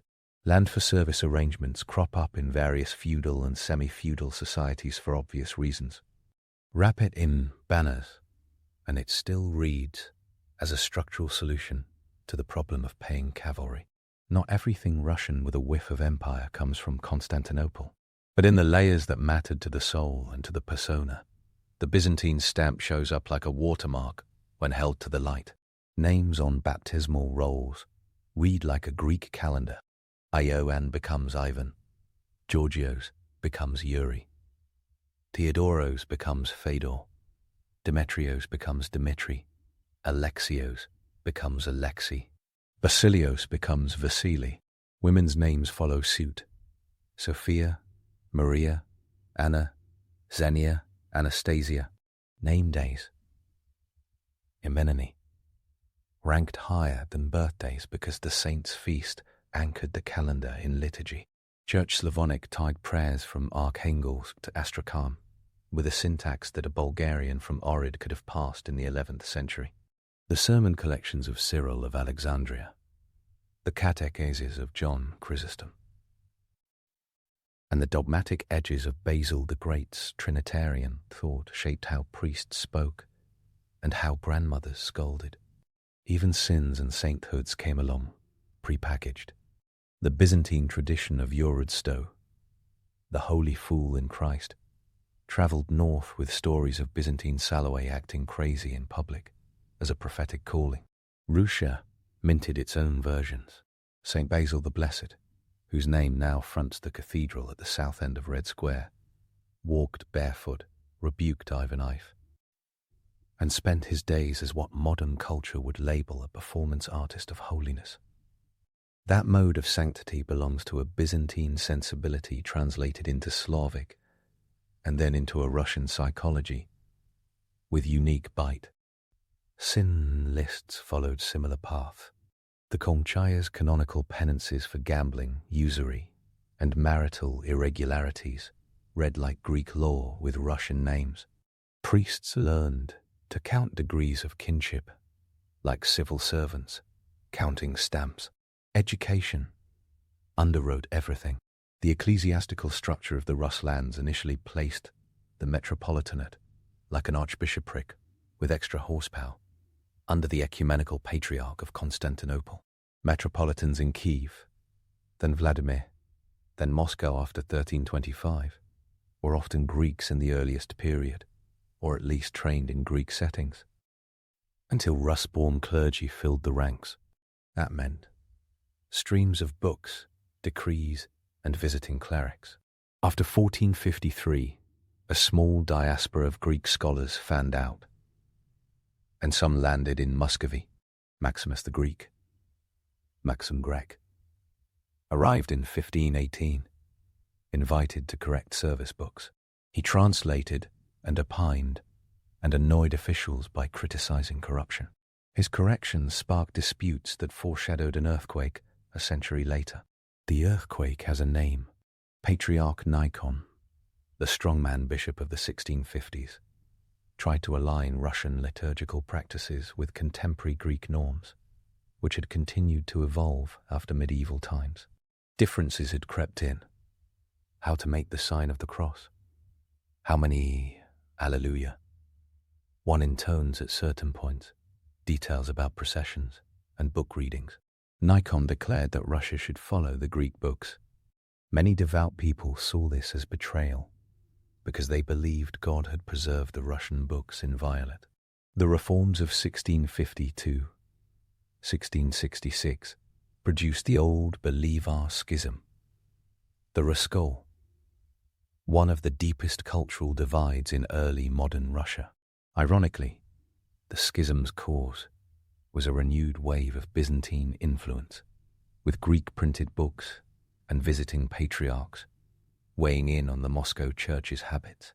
On the other side, the Moscow Patriarchate itself had been created in 1589 when Patriarch Jeremias Tohol of Constantinople visited Moscow and elevated the Metropolitan of Moscow to patriarchal dignity. The Russian Church joined the 5 ancient Eastern sees as a patriarchate, a structural alignment to the Byzantine family tree, with Muscovy at the table. Authority came from Greeks, even as Russians insisted they had carried the Orthodox torch when Constantinople fell. This persistent interplay between independence and inheritance shows up in the printed page. Ivan Fedorov, the first Russian printer, published the Apostle in Moscow in 1564, and later the Ostrog Bible in 1581 with the backing of Prince Konstanty Wasyl-Ostrogsky. The texts leaned on Church Slavonic witnesses shaped by Greek originals and on the Septuagint tradition. Philology in Muscovy had its base camp in Thessaloniki and Mount Athos, whether or not readers could locate them on a map. Daily life kept the accents of Constantinople in candlelight. Liturgical fans, rapidia, swished with six-winged seraphim. Bishops wore sakoi and mitres, with designs descended from Byzantine court costume. Weddings wrapped crowns around the couple and chanted Byzantine hymns. Funerals marched with the Trisagion. The design of censers, with chains and perforated domes, looks like a travelogue of metalwork from the Bosporus to the Volga. Even urban space borrowed the mise-en-scène of Constantinople when it could. Moscow's Kremlin Cathedral Square staged coronations and processions in a geometry that had studied imperial centers. Italians designed some of the stone masterpieces. Aristotele Fioravanti built the Dormition Cathedral in Moscow between 1475 and 1479, imitating the 12th century Vladimir Cathedral. But the theological floor plan and liturgical use were Byzantine templates. Fioravanti's borrowing from Vladimir placed Muscovy in a lineage that had already baptized stone in the 1100s. When Andrei Bogolyubsky rebuilt the Dormition Cathedral in Vladimir with craftsmen probably from the Greek orbit, coins and seals memorialized the moment when abstract ideology becomes metal. Around the 1990s, Vladimir struck the Zlatnik, a rare gold coin toned like a Byzantine salutis, placing himself facing front with a cross in hand, a mimicry of imperial numismatics that screamed currency and piety in one design. Srebreniki in silver followed with similar echoes. The double-headed eagle in 1497 sealed the deal in wax. This is how a symbol crosses a border, bearing witness to a marriage contract and an aspiration. It looked backward to Constantinople and forward to empire. Trade did not stop at baptism. The Dnieper route carried honey and fur south and silk and wine north until 1204, when crusaders seized and sacked Constantinople in an unhinged Fourth Crusade that every historian calls a catastrophe. Byzantine trade flows shrank and rerouted, and the allure of Venice and Genoa grew in the Black Sea. The 13th century added another macro event, the Mongol invasion. Batu Khan's forces destroyed Kiev in December 1240, and by 1242 had turned Russia's princes into tributaries. Mongol suzerainty reshaped political life, taxation, and military organization. The church, especially the Orthodox hierarchy, received tax exemptions and relative autonomy from the Khans. That meant Byzantine Christianity became a social safety net, a legal community within the yoke. Metropolitans moved the see from Kiev to Vladimir in 1299, then to Moscow in 1325. Spiritual gravity shifted north, even as Rome, on the Bosporus, limped in the wake of Latin occupation. The divine liturgy, icons, and canons, the entire Byzantine package, stayed in place while secular power shook. That stability explains the influence's longevity. When the dust settled, the church still held the keys to literacy and the passwords to sanctity. Call this constellation a Byzantine Commonwealth. The historian Dmitry Obolensky coined the term in 1971 to describe a network of states and cultures: Bulgaria, Serbia, Rusurbia, Rusa, and others, bound by Orthodox Christianity, Church Slavonic or Greek literacy, and Byzantine law, liturgy, and art, not colonies, not carbon copies. A field of gravitational pull where local textures stayed local, under a canopy of shared rites and artistic grammar. Russian culture sat under that canopy with its own weather. Novgorod wrote birch bark letters, while Athos chanted all night. Vladimir treated icons as civic guardians, while Ohrid trained bishops. Kiev's Saint Sophia glittered locally and argued cosmically with Hagia Sophia's light 1,000 kilometers away. Language keeps receipts of influence in its fine print.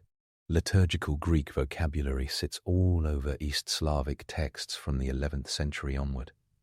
Words like altars prothesis, liturgies anaphora, chalices potir, even philosophical niceties like essia and hypostasis filtered into Church Slavonic. Everyday Russian retains Greek loans through Church Slavonic filtration. Angel, anathema, apostle, blageni. The prestige of Church Slavonic became so high that early modern Russian writers sprinkled it to sound elevated, much as English writers lace Latin. Modern linguists point out the diglossia, two-language situation between Church Slavonic as high style and Russian as everyday speech. That dual register owes everything to the Byzantine prestige pipeline. Icons prove they can innovate under inheritance. By the 15th century, Russian painters created multi-paneled iconostases with complex cycles of feasts, prophets and patriarchs that outscaled most Byzantine screens. Style historians like Victor Lazarev note the North's fascination with cooler palettes and gentle faces compared to some southern Byzantine fire and drama. But the canon of icon types, Hodatria, Iliusa, Pantocrator, Deasis, remain the storyboard. Workshops in Novgorod and Moscow standardized drawing manuals by the 17th century, called podliniki, a practice that parallels but does not copy entirely the Byzantine Hermoniae, such as the Mount Athos manual attributed to Dionysius of Fauna in the 18th century. Again, the pattern holds. Byzantium gives the matrix. Russia fills it with familiar faces. The legal clock ticked to a Byzantine rhythm in marriage and morality, but did not erase local codes. Russkaya Pravda kept calculating fines for injury and theft. Church courts, when they adjudicated sins that spilled into civil life, adultery, heresy, bigamy, did so with canons that cite Photios and Basil. The Stoglav Council of 1551, literally 100 chapters, codified Russian church practices and took stances that sometimes pushed back on Greek opinion. It insisted on Russian saints' legitimacy and protected certain local rights, even as it made a show of order. That dual stance, compliant and defiant, summarizes Muscovy's long habit of talking Byzantine while walking Russian. Even Russia's great late medieval spiritual debates referenced Byzantine controversies. The hesychast theology associated with Gregory Palamas in the 14th century, the distinction between God's essence and energies, and the possibility of deification by grace through prayer, traveled into Russia through translations and ethonite connections. It helped fuel mystic monasticism in the 15th and 16th centuries. Figures like Nil Sorsky, who traveled near Mount Athos circles, advocated a poverty of monastic holdings and an inner prayer tradition. Joseph of Volokolamsk pushed for a landholding socially engaged monastery. That Josephite non-possessor debate echoed earlier Byzantine disputes over monastic property and mission. The fight feels local because the stakes were Russian land and Russian peasants, but its categories wore Greek fingerprints. The economy, too, kept cultural imports tangible. Amphorae and bronze crosses from Cherson and Constantinople show up in Kievan digs. Glass bracelets and enamel work, produced by Kievan goldsmiths in the 11th and 12th centuries, show techniques learned from Byzantine workshops. The Kievan goldsmiths did champolvé enamels that look like cousins to Byzantine cloisonné, if finished with northern patience. Reliquaries and processional crosses demonstrate how precious metal becomes portable theology. Every time a boyar commissioned a gospel cover with repasse saints glaring in high relief, he bought into an aesthetic that had matured in the imperial city's ateliers. Education took a leap again in the late 17th century. The Slavo-Greco-Latin Academy opened in Moscow in the 1680s, founded in part by Greek brothers Ioannikios and Sophronios Lehud at the request of Patriarch Joachim. The curriculum combined Orthodox theology through Greek textbooks and Latin scholastic forms. That fusion created a pipeline of clergy who could parse Aristotle in Greek and argue dogma with Westerners.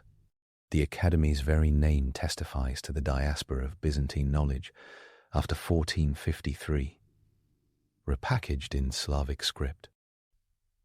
It also foreshadows Peter the Great's westernizing reforms by showing that Russian education had already internationalized on orthodox terms before shipbuilding manuals arrived from Holland. Culinary life tells its own, less cited story of Byzantine influence. The Orthodox calendar produced a fasting culture that restructured kitchens. Monasteries produced detailed typica that listed what could be eaten, on which days across the year. Great Lent required abstinence from meat, dairy, and often fish.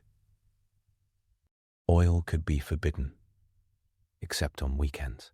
Feast days flipped the switch for lamb roasts and dairy feasts. This liturgical rhythm came from Constantinople and Jerusalem rites, but played out in Russian forests. Mushroom picking became an art form for good reason. Fish recipes multiplied, not because the Slavs were inherently piscatorial, but because the calendar demanded it. A monastery's refectory read like a calendar with knives. Even the soundtrack bore Greco-Slavic harmonies. Znameni chant used neumes that do not specify exact pitch, like modern staff notation. The system is akin to Byzantine notations, mnemic dots and lines, functioning as mnemonic cues for a fundamentally oral tradition.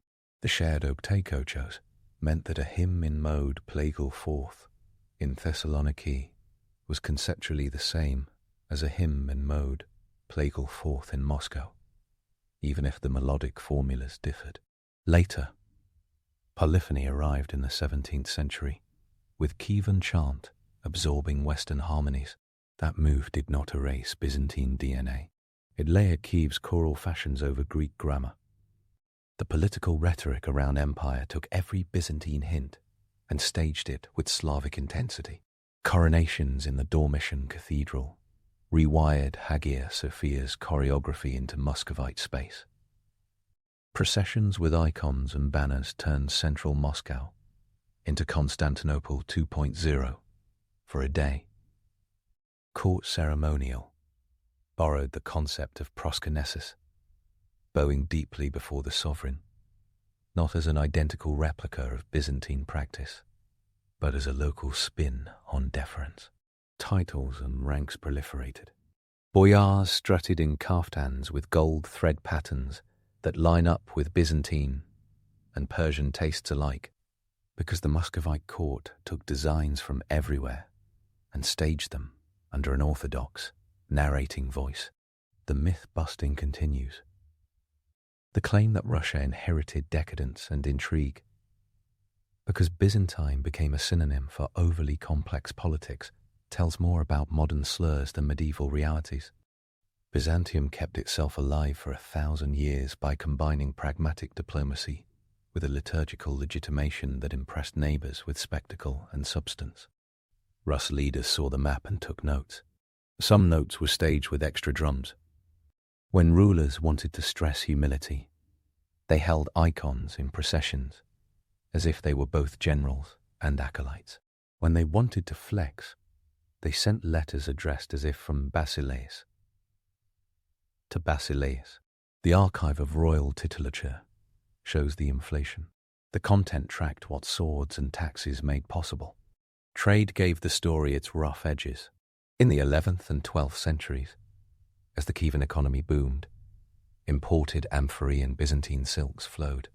After 1204, with the Latin Empire sitting on the Bosporus until 1261, and the Byzantine state fragmented, supply lines shifted to Italian hands. Then the Mongols changed more than a logistic spreadsheet. Tribute money flowed east to Sarai, on the lower Volga. Metropolitan Maxim moved from Kiev to Vladimir in 1299 because that is where political support still functioned. When Metropolitan Peter shifted the seat to Moscow in 1325, He aligned the church's center with an upstart principality that would soon do more shaping than being shaped. The church outlived urban centers. That made the Byzantine underlay the constant drumbeat through centuries of political improvisation. Icon cults doubled as national security theater. The icon of Our Lady of Vladimir mattered in part because princes paraded it to meet enemies. The story of Tamerlane turning back in 1395, as the icon was carried from Vladimir to Moscow, has the structure of a civic miracle. Whether Timur had logistical issues is irrelevant to the cultural effect.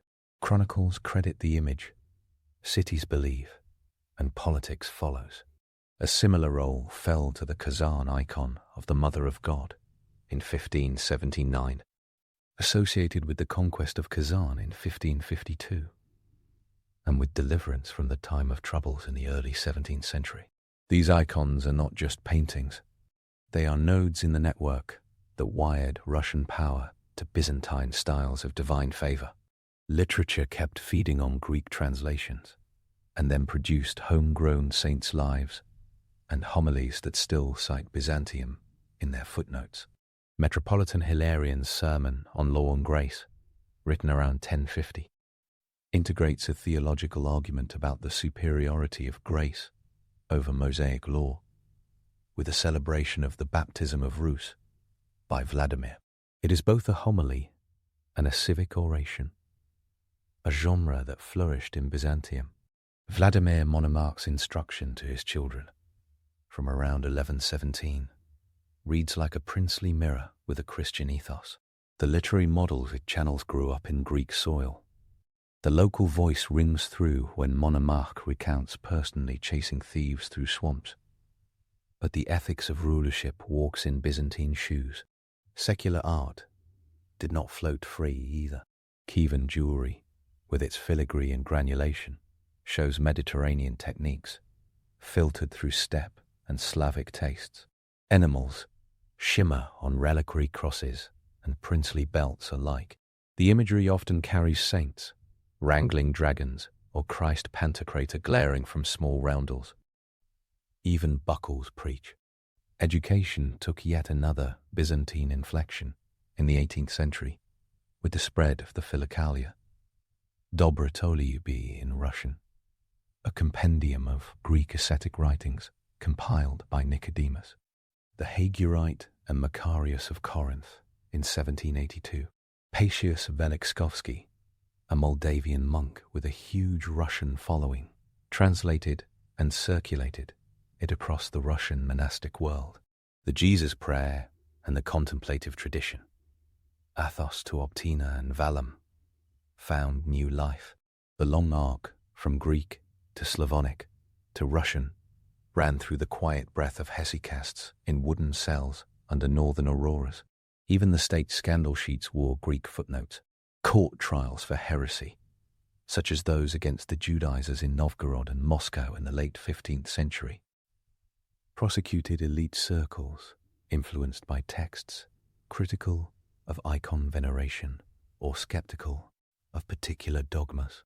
The lineages of these ideas often ran through late Byzantine debates, sometimes via Lithuanian or Polish mediation. When opponents denounced them, they did so with Greek conciliar canons in hand. The machinery of orthodoxy still used Byzantine tools even when fighting local battles. Aesthetic details whisper the influence in every museum case. The embroidered omophorion of a bishop in 14th century Russes follows the Greek shape. The carved wooden icon of St. Nicholas from Novgorod keeps the Greek bishop's proportions with a North Russian earthiness. The bronze processional cross, with Greek inscriptions in clumsy letters, signals a local artisan copying a model he reveres. Marble rarely travelled far north, but stucco imitated it, a humble province play on imperial materials. The golden background of icons turns a pine board into a Constantinople skyline, without a single ship. The modern myth machine loves clean lines, and clean lines are rare. The double-headed eagle's genealogy, for example, involves late Byzantine usage, Holy Roman Imperial adoption, Serbian and Albanian heraldry, and probably more Anatolian and Sasanian prehistory than anyone needs at dinner. Ivan III's use of it, after 1497, is not a singular Greek to Russian hop. It is a curated symbol in a European heraldic buffet. What makes it read Byzantine in Russia is the package around it. Sophia Paleologina's presence, the coronation rituals, the ecclesiastical lexicon, and the constant invocation of Constantinople as umbilical cord. Debunking a straight line does not erase the arrow pointing to the source. Meanwhile, the old idea that Russia sucked in Byzantine influence and froze it misses the churn of history on both sides. Byzantine rites evolved after 988. The shift from the Studite to the Jerusalem typicon in Constantinople in the 12th–13th centuries eventually reached Slavic lands. Russian churches adapted gradually. This is where Nikon's 17th century reforms found leverage. They argued Russia had to sync with what the Greek churches were doing now, not 400 years ago. Old believers replied that Russia had been the trustworthy steward of the unbroken tradition. Each side saw itself as the true Byzantium. That standoff dramatizes the paradox at the center of the story. The influence never stopped arriving, and the recipient never stopped localizing it. Urban life shows another facet. Novgorod St. Sophia has a bronze door adorned with reliefs known as the Magdeburg Door or the Corson Gate. Legends argue about origins, but their very presence speaks to a trans-European. Trade of sacred decor. Inside, fresco painters blended Greek canons with Novgorod's taste for high contrast lines and big eyes. Muscovite suburbs sprouted wooden churches with tent roofs in the 16th century.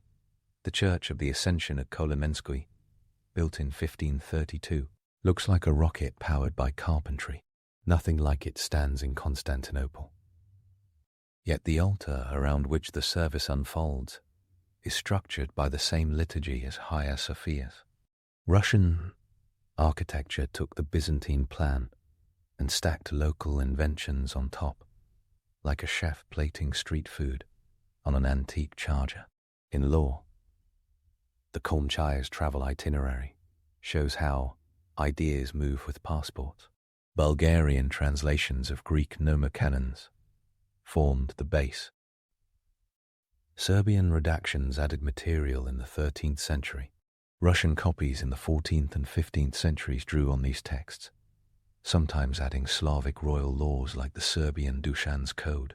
Canon law in Russia thus came with Balkan fingerprints as well as Greek signatures.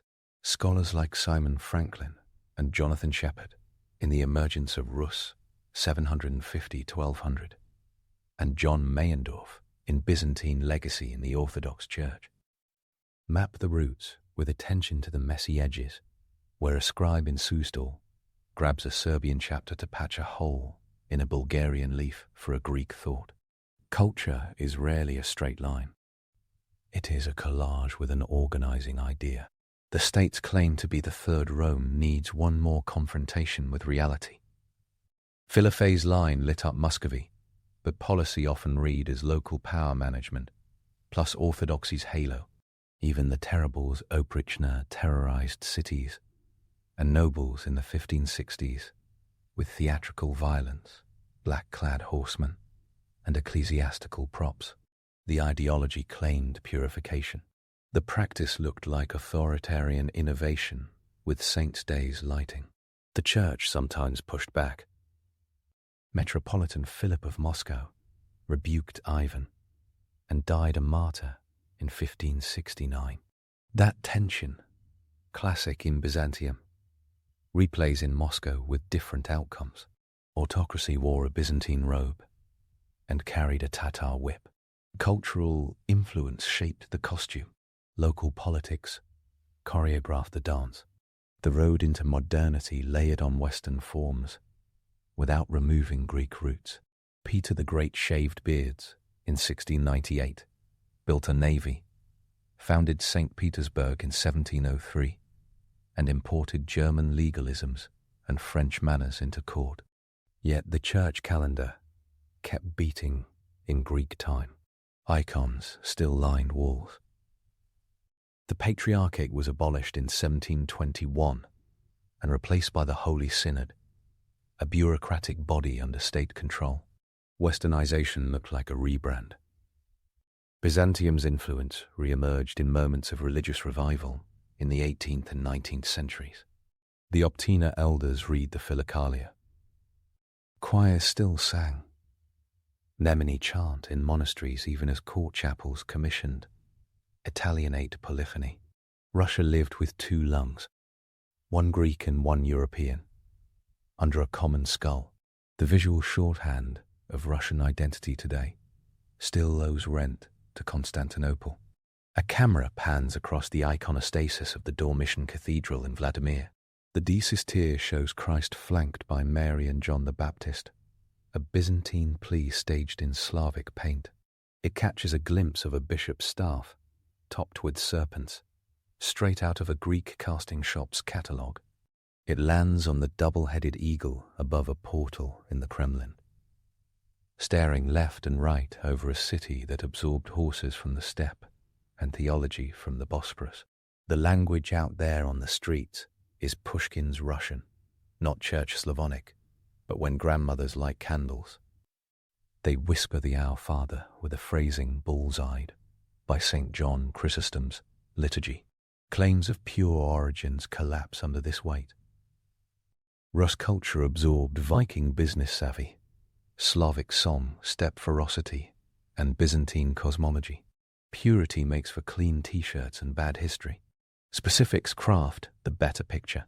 Vladimir's choice in 988, the gold of Saint Sophia in 1037, the Ostromir Gospels in 1056-57, the Pechesk Paterikon in the 12th century, the Virgin of Vladimir in 1131, Theophanes, the Greeks' frescoes in 1378, Rublev's Trinity in 1411.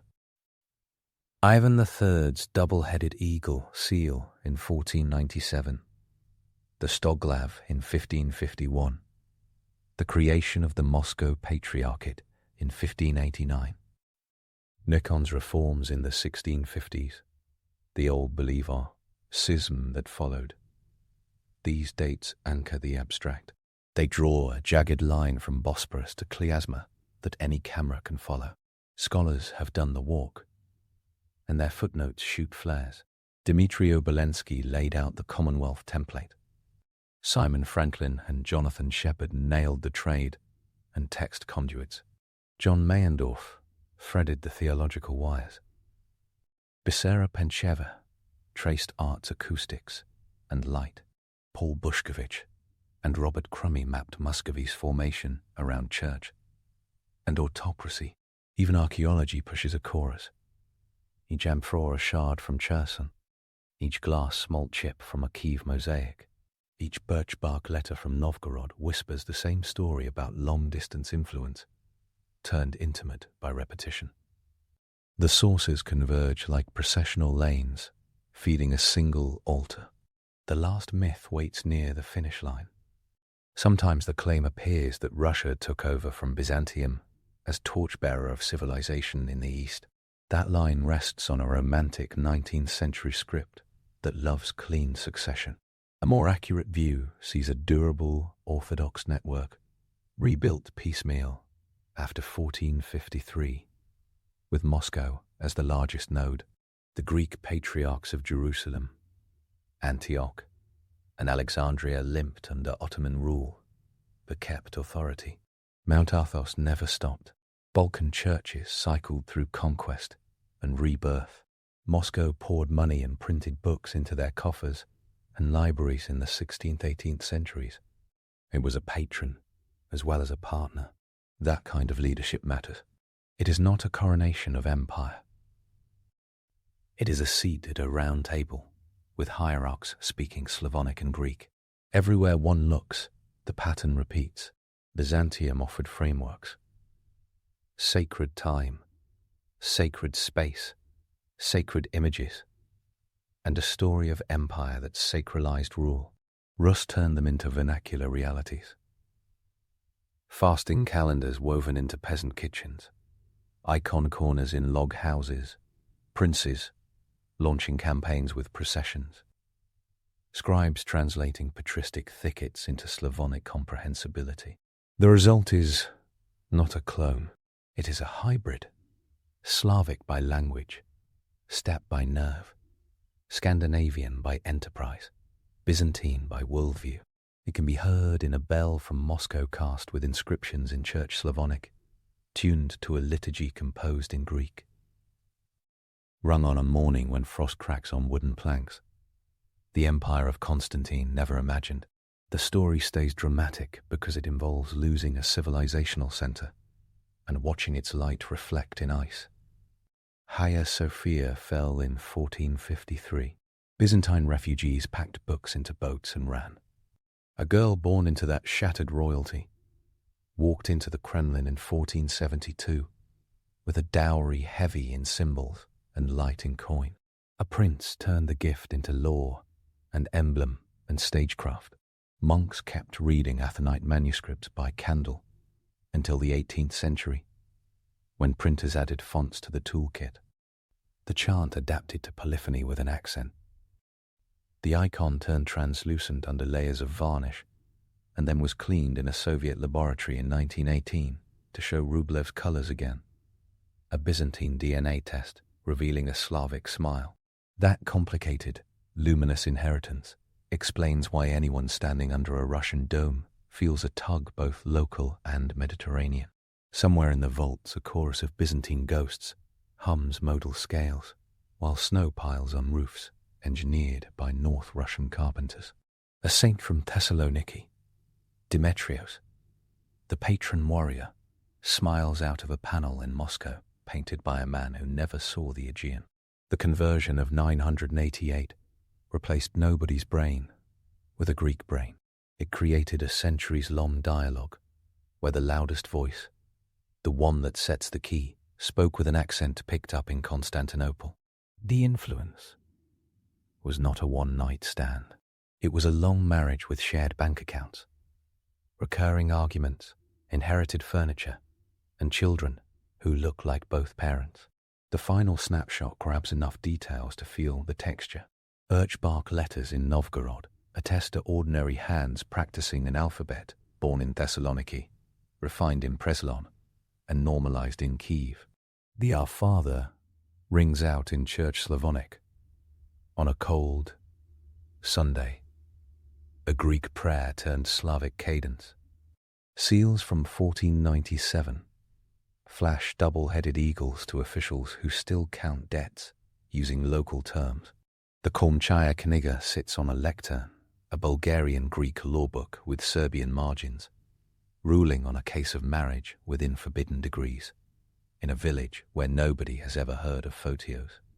A bishop waves a staff with serpents, while blessing a bread the Russians call prosphora with a Greek name.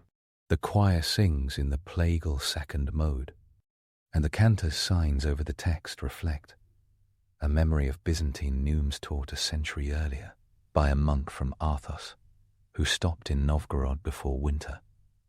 A prince strides beneath a fresco of Christ Pantocrator that could have been drawn by a Constantinople master, except the faces look like people from the Volga.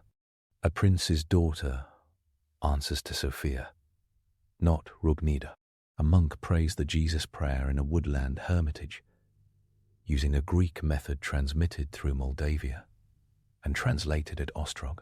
This is the joint biography of Byzantium and Russia. One learned to see God in gold light. The other learned to paint that light on pine boards. One perfected the legal juridical machinery of orthodoxy. The other ran that machinery through winters and wars. One produced the basilica that anchored the memory of Christendom's eastern half. The other planted its echoes from Kiev to Moscow to St. Petersburg. In the end, Influence reads like a pattern of rituals, baptisms in cold rivers, processions under banners, scholars with Greek margins scribbling Slavonic translations, princes wearing myths like hats. The costumes changed, and so did power. The rhythm of liturgy and the grammar of images stayed durable. That durability is the measure of the Byzantine Empire's influence on Russian culture. It was not a trend, it was the operating system. And in the bells and chants and names, it still boots up.